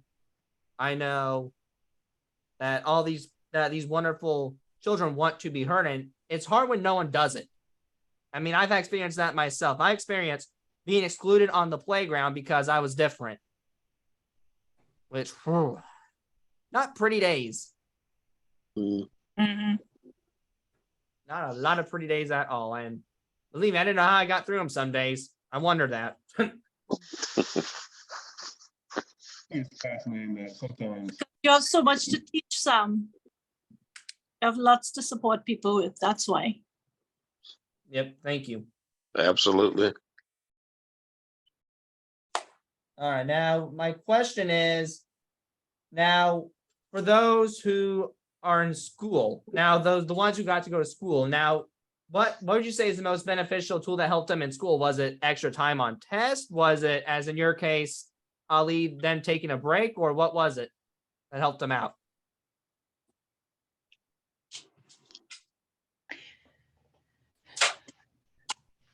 It depends on where you want to go with that question. Like school tools, like with their IEPs, did they get like go to the resource room? Okay. Or Obviously there was absolutely an IEP, and when she would have I don't know, what is the politically correct term for a breakdown? When they Meltdown. Meltdown, thank you. When she would feel a meltdown coming on, or a meltdown would be starting, she would go sit out in the hall until that meltdown was over. And then if it was just too much, she would go to the nurse's office. So that was the number one tool. And we didn't figure that out until I think the end of first grade, beginning of second grade. Kindergarten did not go well. But we figured out, okay, if we let her go out, first of all, because what we were trying to do is we were working with her current teacher to try to figure out, okay, something's triggering this. And we were just learning as parents. She had just got diagnosed. We're like, was it a movie day? Were they having assemblies? Assemblies probably aren't a good idea. Don't. So we put her, she would take a coloring book to the nurse's office instead of go to the assembly, because noise hurts her, you know. So there's just stuff you have to figure out as you go, but definitely the IEP, them understanding that when she needs a break, she needs a break. She's not skipping class, and that was something I had to advocate for a lot. And I will say there's a few specific teachers that were the absolute biggest blessings. Especially, you get that diagnosis and you have to learn. You have to react, advocate, and everything because your child's already in the school system. But I still didn't understand what that included. But luckily we had some absolutely wonderful teachers. But yeah, the IEP and the 5 minutes breaks. And what it started was during the meltdown, going out, removing her from whatever stimulus was causing that meltdown. Then it became, okay, I see this coming. Can we get her removed quick enough to prevent the meltdown? And then it was her at 16 being able to say, I need a break, and removing herself from that situation before the meltdown happens. And that was a huge success. So I'll tell you what helped me with noises, and I'm not saying do this to your daughter, but a suggestion. This is kind of funny, but it helps with me because I hate a lot of noise. I hated fireworks, hated it. But what changed my mind, I'm not kidding, rock and roll music. I'm not kidding. That's what really changed it completely. Oh, see, and this is the one thing that I think is so hard, is because certain things you think, oh, that's going to be way too much stimulus, but the girl likes to play drums. So she likes to play drums, but because she's the one controlling the percussion, she knows when that noise is going to come. That's different because she's the one creating that noise. It's exterior noises. So she can play drums in the basement and that's fine, but exterior noises, that's a whole nother level. Yeah. Now she doesn't like the trumpet going like unexpectedly. Oh no, trust me, her little sister started playing trombone. That was a heck of a couple of weeks there too. Yeah. You're like, honey, you have to go to the trombone, do that outside, dear. The neighbors would not appreciate that. I just took my eldest for a drive while my youngest practiced because it was just too much. Yeah. Because I don't want to take away from my youngest. You know what I mean? I also don't think, I try not to do that either. You know what I mean? Like, Cindy doesn't like the trombone noise. That's great. Well, that doesn't mean that Emma should not get to try an instrument. Yeah. You know what I mean? I'll tell you this, as a mother, you did the right thing. You did the right thing. Yeah, I just try to make accommodations. So. Yeah, you did the right thing there. If that makes you feel any better. You 100% did the right thing. And when it come to that scenario. To try to accommodate both kids, you mean? Yeah. I'm complimenting you as a mother here. I know you are, sweetheart. Thank you. I know.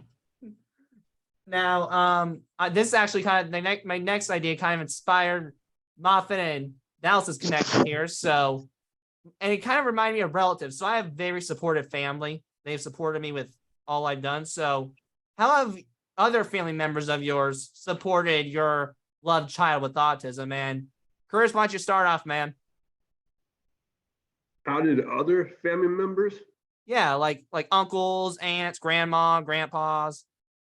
Well, honestly, I haven't really noticed much of any like I haven't noticed much of any grandparents or aunts, uncles treating them any different. I think sometimes there'll be comments that he'll make, and we'll kind of like step back going, like that's not in this bubble of conversation, but somehow it fits, and then we'll try to figure out how it fits. But I don't notice any the grandparents, the uncles, his siblings. Nobody treats him differently. There are times I believe I have felt that the cousins, maybe just for the lack of, like Mr. Hutchins said, just the seeing somebody that big in high school is going to develop natural fears. But I think sometimes cousins or even kids in school just have experiences with Isaac that it makes them, I don't know if afraid is the right word, but they don't know how to take it. Yeah, they don't know how to take it. Yeah, that's the thing. And I think that's the biggest thing I was gonna kind of get into last time was, that's my biggest thing as a teacher is I feel blessed that Isaac's been in my life, because now I look at students way differently than I ever have. For years I was a youth pastor, and then now being a school teacher, like when students come into the classroom, I don't look at an IEP coming into 7th period. Like I have my 7th period class are usually students who are in inclusion or on medicine, and they even several years they have called themselves the dumb class or the messed up misfits, the island of toy misfits. Like they recognize themselves because they're branded that way by peers. I do my best to stick with the whole, treat everybody the way you want to be treated. Don't treat people the way that people treat you. And so when these kids come in, I try to look past, like I have one student who can't sit still at all. Just, he rocks himself nonstop. He bounces a ball. I mean, it's one of those, like, I can either get mad and yell and scream and say, sit down and do your work, or I can try to figure out how to read this kid, and knowing that this is going to take time.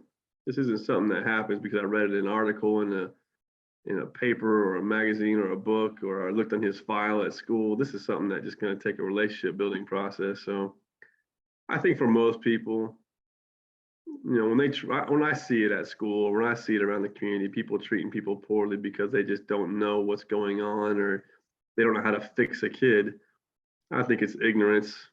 And I think I try to cure everything with comedy. So I'll grab these kids and dance with them in school, or I'll play the guitar with them, or we'll make up lyrics and just something stupid. But I think it's stupid. Oh, that's one of the reasons what I like about it is I'm like with you and my mother. My mother will sometimes be as crazy as, heck, you've seen it probably firsthand. Yeah. But it's just that while it drives me nuts sometimes, I'll admit it. For the most part, I get into it because I just keep saying that laughter is what makes people happy.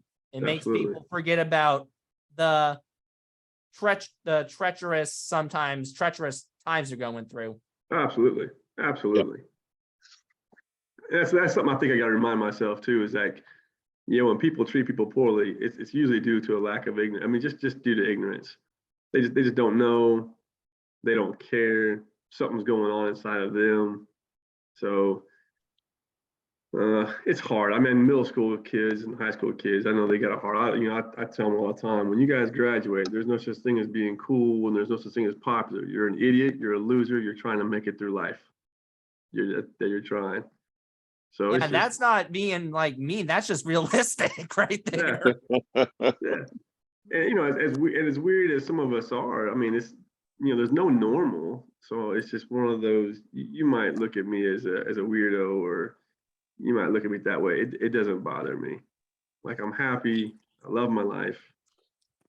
It'll be all right. Yeah, and the fact that you're gracious, like I can tell in your eyes and heart, you love everyone. I try to. That's right.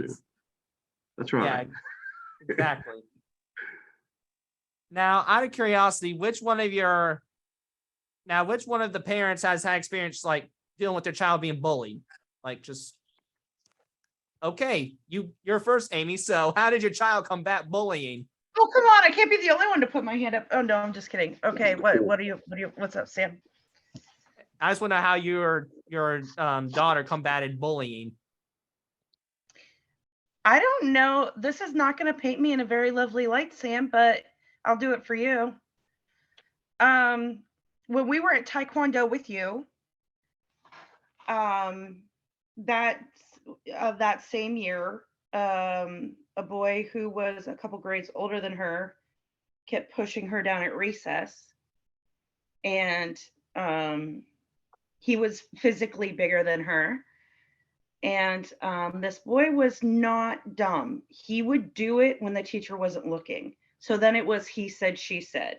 He would wait till the teacher was not looking, and then he actually put his hands on her. So she did the right thing and went through the reporting steps and all that jazz. And I actually went to our old instructor because I kept telling my child to fight back, but my child wouldn't fight back because she was so afraid to get in trouble. We did everything the right process. We used all the tools in that school that we were supposed to use to combat this bully. It was not working. We used all the systems. Okay, we did the paperwork, the reports. It was not working. This kid was smart.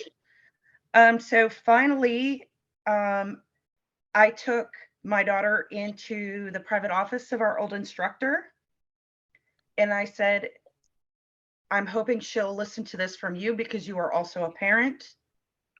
And I explained what was going on, and she also explained to her, no one has the right to put their hands on you. And then I think she gave Cindy that little extra ounce of courage. Now, the following morning, I called the principal, who I had always respected and got along with really well, because I always held my kids accountable and tried to work with the system instead of against it. I really, truly did. But this time the system wasn't working. So I kindly explained to him that we tried to do it their way. Now we were going to do it my way. And I had been paying $250 a month for my daughter to learn how to defend herself. And I told her to do it. And he politely explained to me that she will be expelled for 3 days. I said, go ahead. I will take her shopping. I will take her to get a pedicure. I will take her wherever she wants to go, because we've done it. We've done it your way. And I go, and I know this isn't your fault. And I go, and I've never been a teacher. I go, I can't imagine trying to keep control of 60 kids on a playground, especially when they're 7 and 8 years old. Like, I can barely keep track of 2 kids. So I get that. It's not the teacher's fault that they can't see everything at once. But I made it very clear to him that for once, if my kid was going to be punished by the school, I would not back them up at all. And I encouraged her to stand up for herself. I don't know what happened after that, but it never happened again. Well, that's good. And this is my view personally. I think what we do is this. I'm kind of playing off, but we had to deal with like the school shooting. We didn't have like a school shooting or anything, but we had to go like through the drills and stuff. I was told run, hide, and fight. My view is kind of similar, but instead it's run, tell, fight. So the first is run. So I think the first time it happens, you try to put it on the bridge, you let it go. Yeah. Second, you tell. I'm like, okay, you know what? I've had enough. I'm going to tell an adult because I don't want to get in trouble. And it's just the best thing to do. Third, no one listens. All right, I warned you. And like I said, absolutely, please understand that was an absolute last resort. But like, how far were we supposed? to let it go. You know what I mean? So we let it, we did the report, we did the running, we did the try to being friends, we did the reporting it and telling a teacher and filling out the bully report and everything, and nothing was changing. So Yeah, you I don't mean, go this straight into wasn't- fight mode. I agree with you there. But if it's a last resort, you as a human got to do something. You got to make a statement. Yeah, this was an absolute last resort. And like I said, I don't know what happened because I am not that child's parent, but it was over. Yeah. Hey, you could have called Mr. Bostic. Maybe that was maybe you should have done him next. Been like, hey, Bostic. Yeah, it was her office. It wasn't him. We talked to Mrs. Oh. Oh yeah, she helped me convince my child that it was okay to finally defend herself and that nobody was allowed to put their hands on her. Oh yeah. Props to her for that. I mean, lots of props. I had her on the show and yeah, just phenomenal people. I mean, Mindy knows as well. They were all phenomenal. I mean, just helped me a lot. Yeah, she stayed late one night to help me try to get this point through to her that nobody's allowed to touch her. So what it was a big Can I deal. ask something? Do you think there was something that Bostic said that like kind of made the light bulb go on? I think sometimes we tell our children stuff so much as a parent that they just quit listening because we're their parent. Like sometimes your children need to hear something from somebody other than you. And that's it's a very, very true phenomenon. So I'm telling her over and over, it's okay. I don't care if the school suspends you for 3 days. And she just couldn't get past that thought.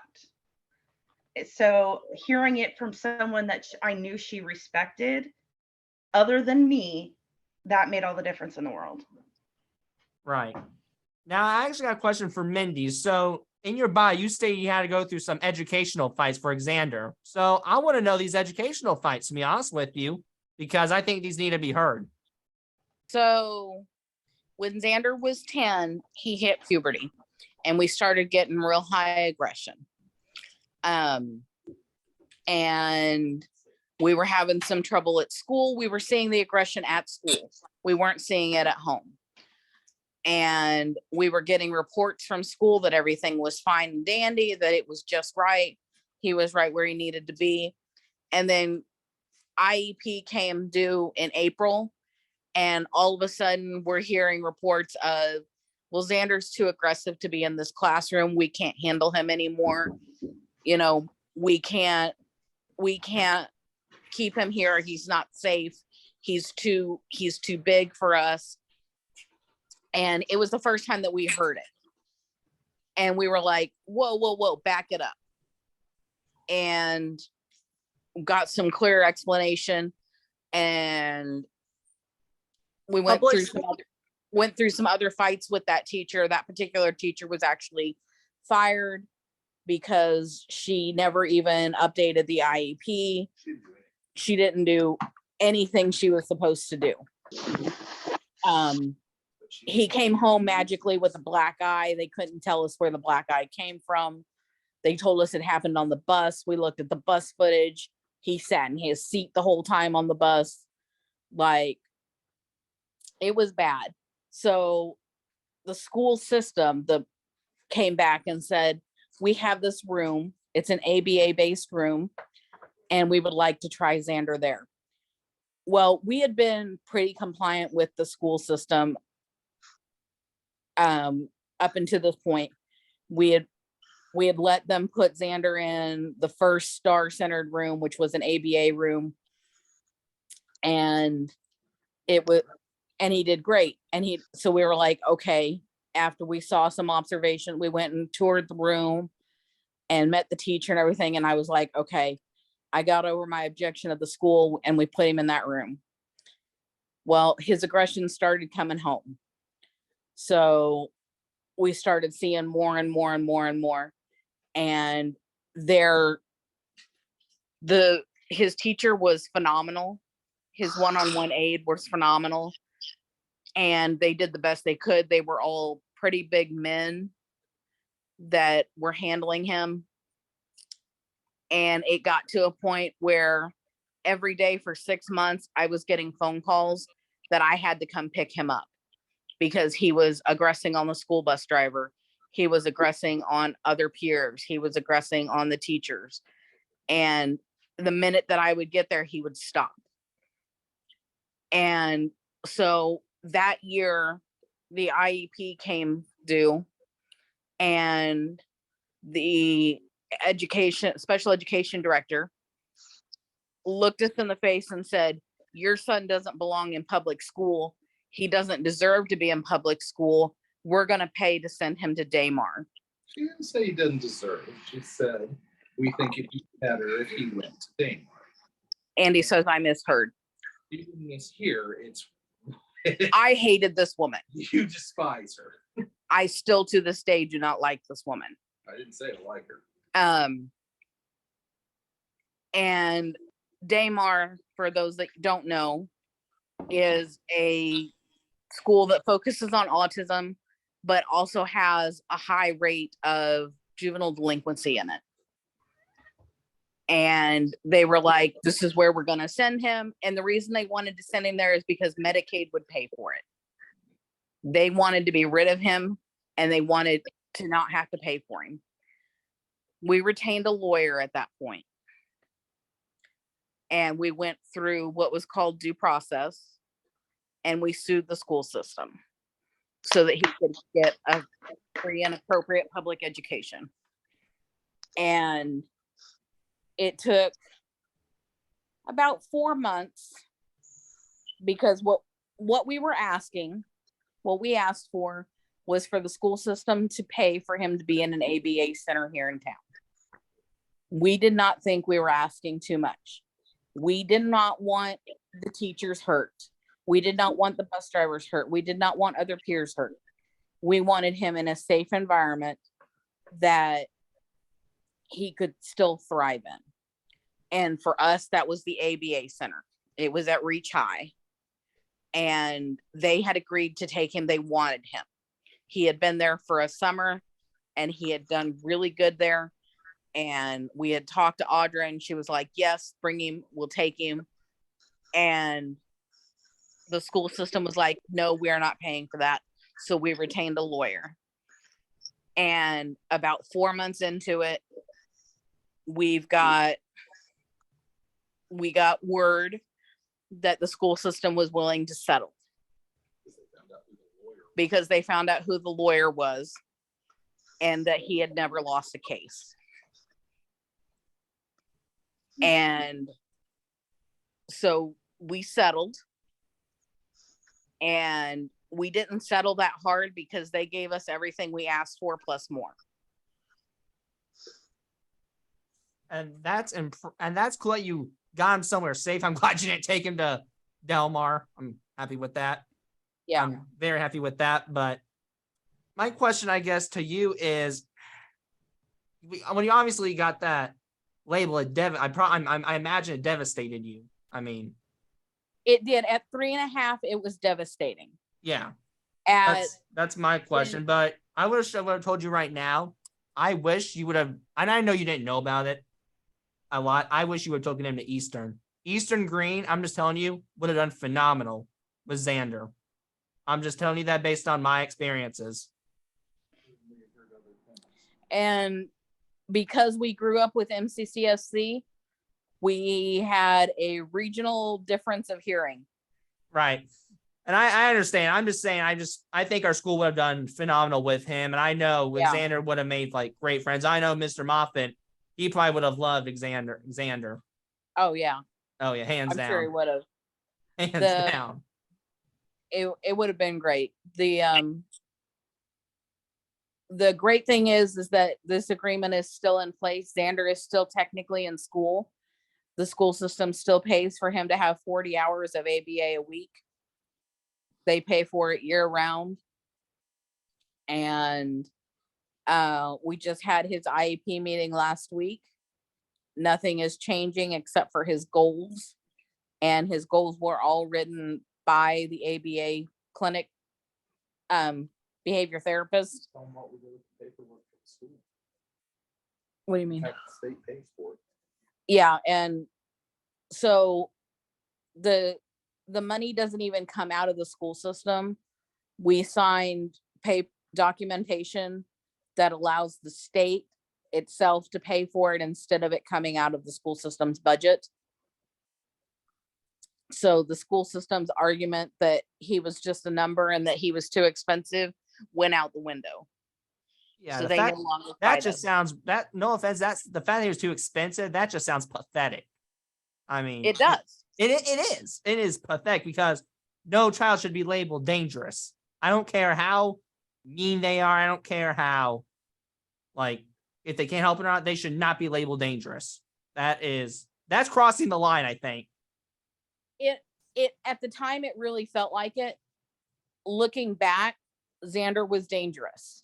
He had put multiple people in the hospital. He had concussed multiple people, and he was only 10 years old at the time. So, and we were not seeing these behaviors at home. And we couldn't get, like, we didn't have the waiver in place yet. We didn't have all of these helps in place that we have now. So,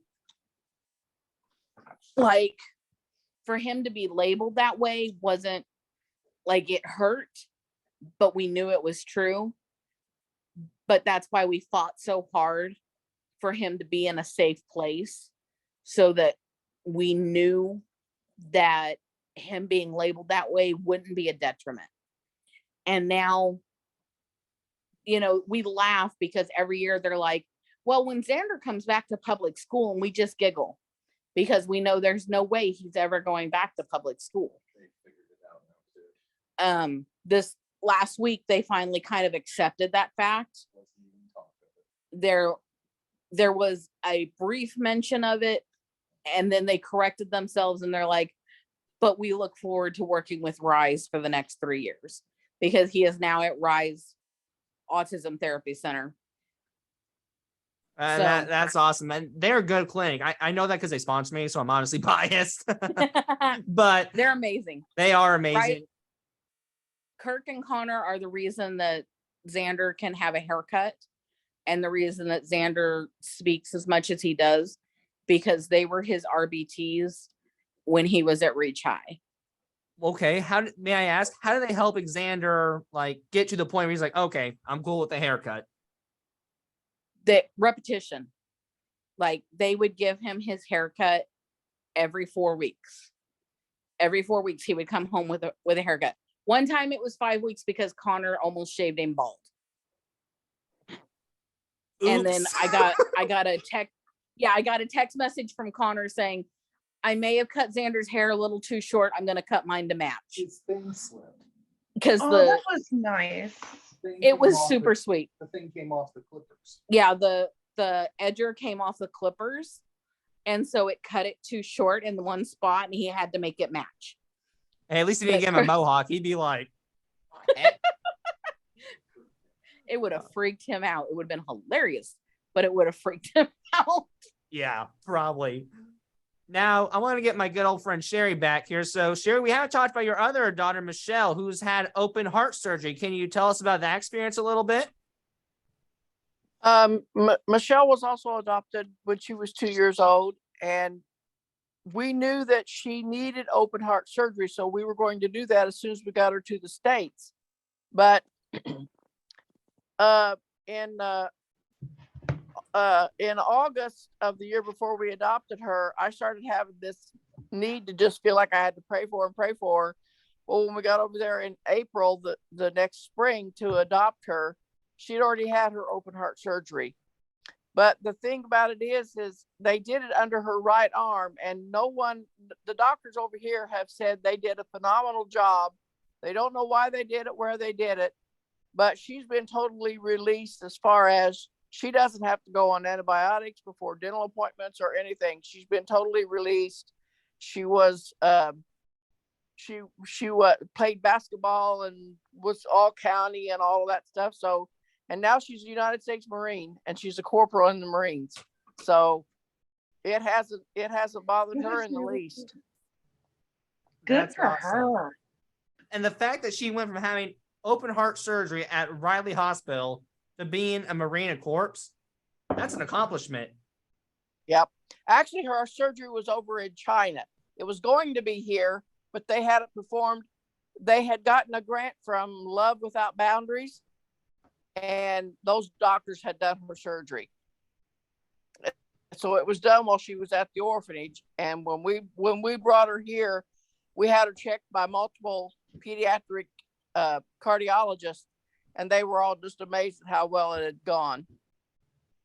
That is awesome. And my thought led me to my next question, which is, can all of you name at least one success? And there are probably tons that you have done with, or that you've seen that your child has accomplished in the last month, like maybe a milestone they've hit you could share with us? My daughter went to a dance. And I know that doesn't seem like a big deal, but in order for her, and she only stayed for an hour. She went to the homecoming dance, and she only stayed for an hour. And then she texted me that she was ready to come home. And yes, she had construction earplugs in to help with the noise. She had the high quality earplugs in, but she was actually able to go to a dance and be there for about 1 hour. But like I said, we've done so many years of her getting used to knowing when it's too much before it is too much. She was able to walk outside and text me to come pick her up. And we're right down the street from the school, so it wasn't a big deal. But I mean, does she get decent grades? Yes, but that over the past month was a big deal. Yeah, I would agree, because it takes a lot to do that. It took a lot for me, because I'll be honest, there was a high chance that I was going to go to prom. I chose not to, because I know I get excluded. But I'm just saying, if I did go, that would have been a step. So definitely she has more courage than I do when it comes to that. Well, it's the noise, and yeah, she gets excluded and bullied, but yeah, she had a lot of guts. I mean, she might have autism, but she's stronger than I am. This wasn't within the last month, but one thing that I was so proud of Mason, he wanted to, his sister Michelle showed horses and did contesting, and Mason wanted to show in contesting and run the barrels. And so we fixed the saddle with some blocks of wood in them to make his feet reach, because of his leg not being as long as it should be. Even with the stirrups up, it didn't work. But anyway, he rode the barrels and did excellent. He actually he came in like 6th or 7th, but it was like out of 12 people. So that was just, everybody was saying to me, how on earth can you trust your child to be on that horse? And I said, he wants to do it. I've always told him he could do whatever whatever he can push himself to do, he can do. And so I let him do it. That's great. I used to run barrels. I know how hard that is. It is very hard. Emma makes one sound, which is other than dada. So in the last couple of months, we were trying to communicate with her, and we asked her, do you want mommy to sing for you? Because she loves, her hearing came back, and she has playlists and she loves music. So I asked, do you want mommy to sing for you? Basically, I sing Deck the Halls, Christmas music all through the year, happy birthday all through the year. So I'm like, do you want mommy to sing Deck the Halls for you? Yes, So she has to say if she wants it, or withhold. So that was the first time. And she actually said And so now she's able to tell us yes or no when we ask her questions. Oh, that's cool. It's really, really amazing, because she loves it, and so do we. So now when she has pain, I ask, is your tummy hurting? Are your hips hurting? And she's able to say or not make a sound, and we are able to get so much more clarity from her just from one sound. Oh, that's wonderful. That is, yes, it is. Dallas has started to be a little more willing to try new foods. He is a very, very picky eater. He actually was in food therapy for that. So That may not seem like a lot, but it is. I feel you. If that makes me feel better, I was a picky eater from a long time. My food until a while back, not a while back ago, but from a young age to a while back was hot dogs and mac and cheese. So that was Yep. mine for a while. Dallas is like pizza, but it can't have anything on it. Like he takes the cheese off, the pepperoni off, he takes it all off. Bologna, some fruit. That's about it. Cheez-Its. My Very daughter good. Michelle used to peel her chicken nuggets. Wow. Yeah. So you know what I'm talking about. Yes. That's happy news, Amanda. I'm glad for him. Thank you. What about you, Mindy? You gotta share a success for Xander here. So it's been almost a month exactly that we have gone without having to use the PRN Valium for his behaviors. At one point we were at almost 4 a day, just over a year ago. And we have finally gone a solid month without having to use one to calm him down. What is a PRN Valium? I never heard of it.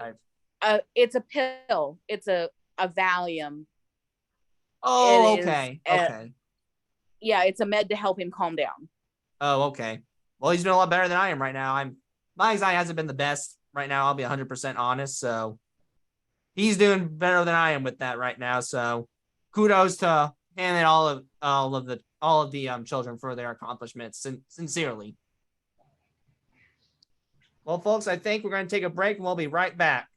In the town of Bloomington, Indiana, you can find the best barbecue meat at Great White Smoke. Owned by Dave White, Great White Smoke offers meat catering for events such as weddings and birthday parties. They've won awards such as the 2021 #1 food truck in America Grand Champion and the 2019 Kentuckiana Barbecue Pitmasters King of the Q. If you're looking for someone to cook meat for your event, then Dave is your guy. Book them for your next event at 812-229-7571. You can drop them an email on their contact page as well. All right, folks, we're back. And yes, if you check them out, you'll hear smoke on the grill because believe me, their meats are really good. Now, guys, we're going to wrap it up here. So these are just for fun and these are for all of you. So my first one to you is what is like your paradise meal or favorite food? And why is it your favorite? What about the taste do you like? Steak. How do you like it? Like a sirloin, T-bone, ribeye? Ribeye, and I want it medium rare. I want it to melt in my mouth. Melt in your mouth. Doesn't ribeye have, no offense, doesn't ribeye have a lot of fat on it? Yes, it does, and I love it. All righty. Don't worry, the fat's not for everyone. The fat I can't do. I do a filet mignon, like a little here and there. But I'm a big steak guy too. Those are good too. It's all right. I like spaghetti. Spaghetti? You like it with the meatballs, Parmesan, or? No, I like my spaghetti with meat or Olive Gardens, no meat. So I'm from Trinidad and Tobago, which is the Caribbean, and yeah, steak and all of that is fine with me, but I like my island food. We eat a lot of, half of our population almost is African, half is East Indian. So there's African food that I love, and there's also East Indian food that I love. You can pick up some actually in the States, in Trinidad and Tobago restaurants. So Doubles. I like doubles, but I love dal puri and curry. Yes. So give that to me any day and I'll be fine. Is that yours? Amy, curry? No, that's a special, because it takes a long time to make properly. Like it takes hours, and I don't do it properly no matter how much time I spent with my mother-in-law. So Mr. Rocky has to cook that because I just don't do it right. My favorite food would have to be leftover Thanksgiving foods. Like it's always better the second day. True. Yes. And the fact is you don't have to share it with anyone as much. Well, like all the flavors got to sit there and meld in the fridge, and then you put it on the microwave plate and you don't have to rewash or recook everything. Second day Thanksgiving is the best. That's the All best right. food. All right, I'll go with that. Thanksgiving is pretty good. What about what about on a Thanksgiving dinner? On a great family Thanksgiving dinner, what's the tradition meal you got to make? Is it the turkey? Is it the mac and cheese? Is it the best pumpkin pie? I mean, what do you think your family's known for a Thanksgiving dinner? Anything bean my mother-in-law casserole. makes. But that's I said anything my mother-in-law makes.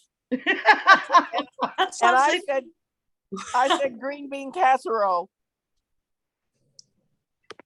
Green bean casserole. Is that your favorite, Sherry? It's one of my favorites, but I like the white meat turkey too. Oh yeah, turkey's pretty good. Turkey is definitely pretty good. Now, what about is it turkey though, your food as a whole, or Do what? is it turkey like a whole is your favorite food, or is there something else I'm missing? Oh no, I'm just thinking at Thanksgiving or Christmas, in my family, I always bring the green bean casserole. Oh, okay. I bring other stuff too, but that's one thing that I always bring. Gotcha. All right. Now, the next personal question, that again for fun, is for all of you. What is your favorite movie or TV show, and why do you like it?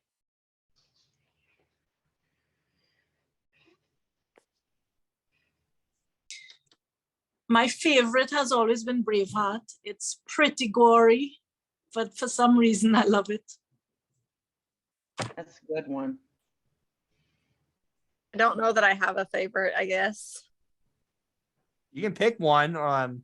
Any new movies that you like that you thought were pretty good based on the trailers? I mean, I like Outlander, but the books were better. Like, read the books before you watch the show of Outlander. Outlander was good. I really like Parenthood, for obvious reasons. If anybody has seen that. The new movie Where the Crawdads Sing, that's good. Oh, I That didn't movie see that. haunts me. I read the book, but I didn't see it yet. Oh, of course, if you read the book, I always think books are best because your imagination can do all the work with you. But I had not read the book, and I watched the movie, and I loved the movie. Oh, What's yours? Sorry, go ahead. I didn't hear what Mindy said was hers. Oh, Lilo and Stitch. Ah, okay. You went with the old Disney, right? No, I know. I am diehard Disney. Don't worry. I know a lot of people who are Disney, so I'm all right with Disney. Some are good, some are bad, but I gotta admit, Lion King is, I gotta say, I think Lion King killed it. I'm sorry. Lion King, hands down. The greatest Disney animated movie. or the live action? Animated? Always. Yep. Live action I didn't see that because that was okay. And plus, my brain, I couldn't wrap around it personally. I couldn't get behind the concept. And that makes sense. Valid. Yeah. Now, what has been your favorite vacation that you have ever taken, and why did you enjoy that vacation very much? Andy and I went on our honeymoon to Disney World, and then we went to Miami shopping. Best vacation ever.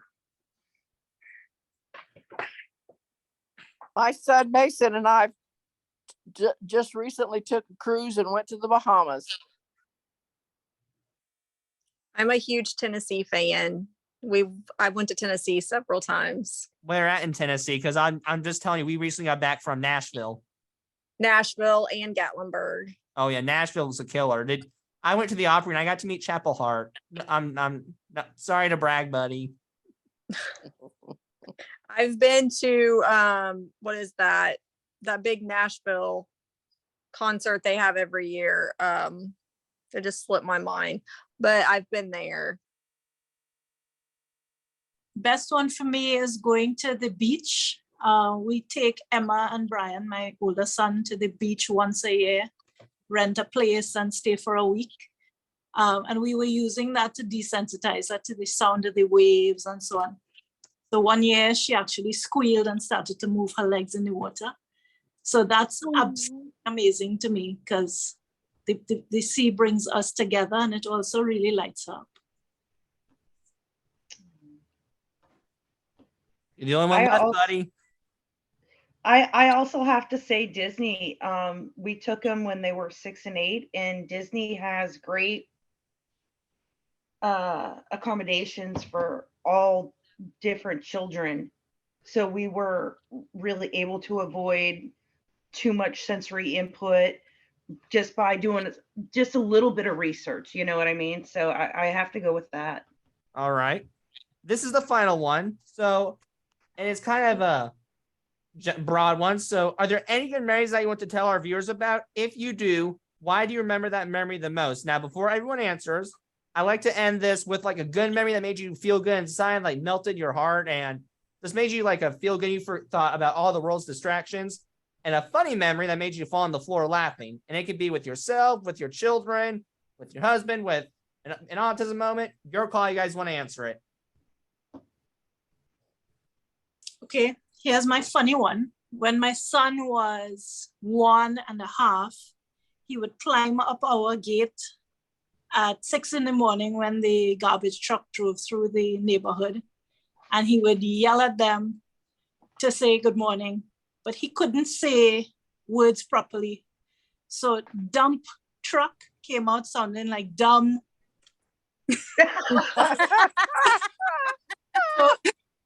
So my son was there yelling for the neighborhood to hear, as if he was cursing people and calling them dumb. Okay, I'm gonna be honest. That one took me a second to get that. You got that on video, right? I didn't, but I tell everybody. So that's the funny one. And the fun one is a Christmas one. My father was 6 foot tall, and Christmas would come and we'd have this 6-foot tree, and I'd be so tiny. And he'd lift me up and he'd fly me like a plane to put the star on top of the tree. That felt like he was the Superman, and I was so light and I had no worries. That has remained with me as a really happy memory. That is super sweet.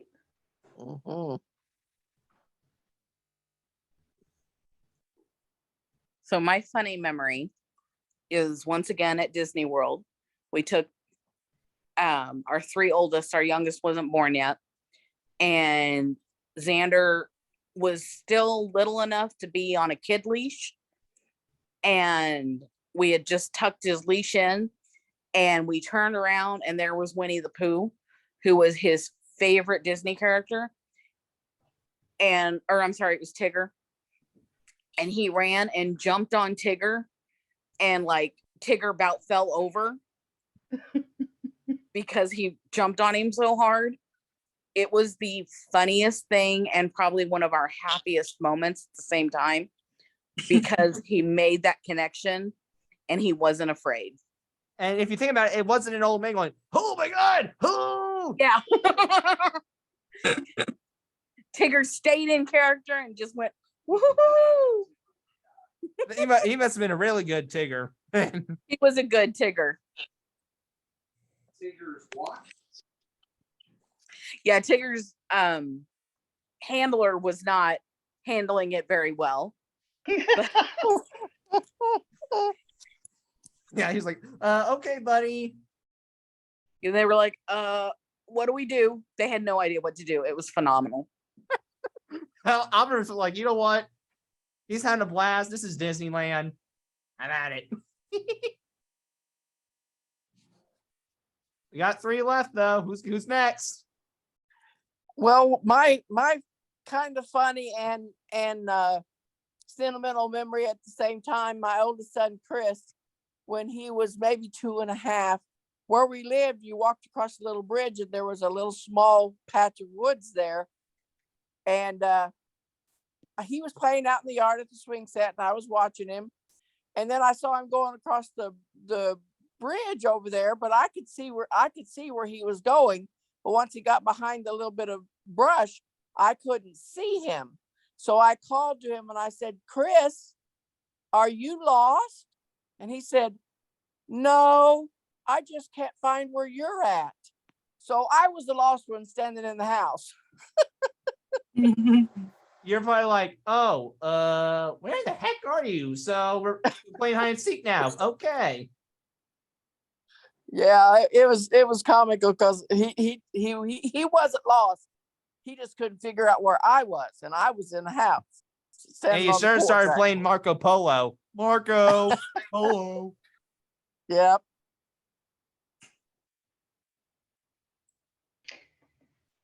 I'll say a funny one. I mean, it's not hilarious, but I found it hysterical. My daughter is brilliant with numbers, not so much themes and plots, but numbers. She's really, really good with numbers.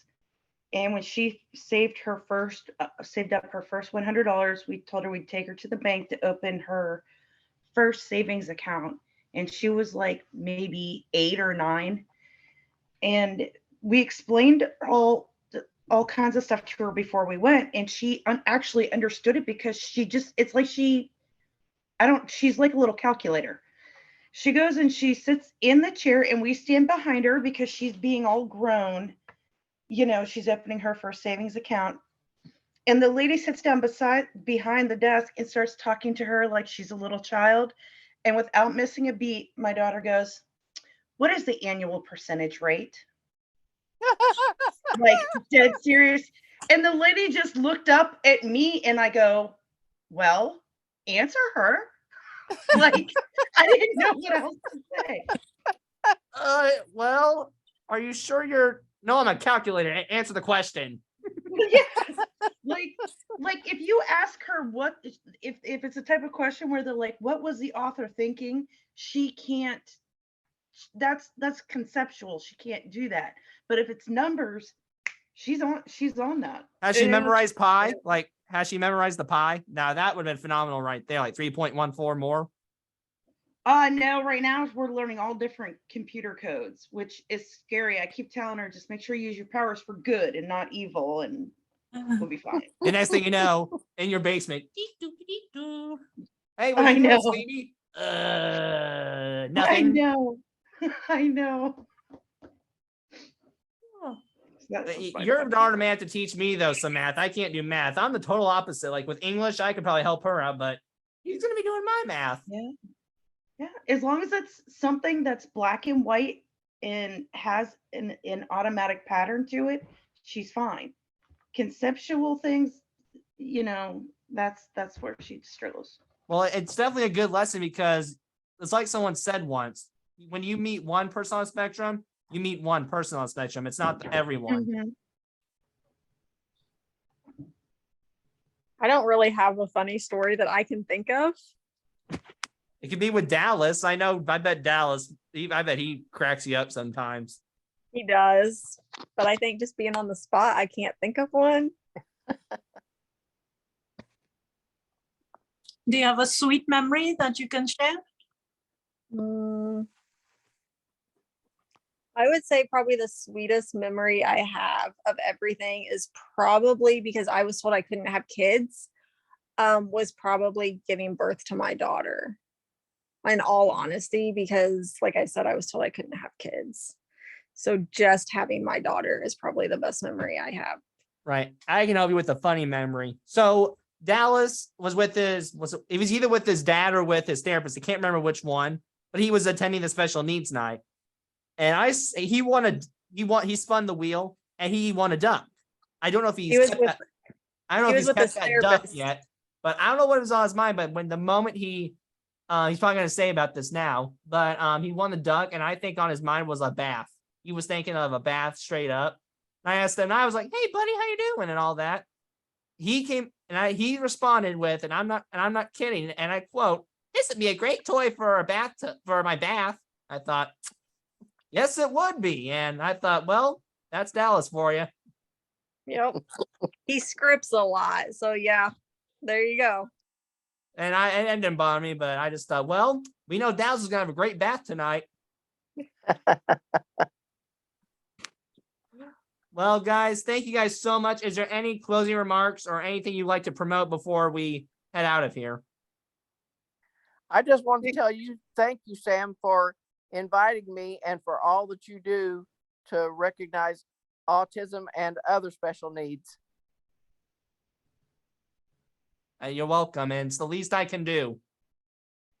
Yep, I Sam, never thank got the you, and- opportunity to do something good up until about, what year was it? 2019. Thank you and keep up the good work. You're doing great things. Not a problem. I'm so glad to finally be in touch with you, Sam. Thanks for the work you do. Thank you for the invite, Sam. I felt very honored to be with this group of select parents. Of Yes, course. thank you. All right. All right, everyone. Thank you again.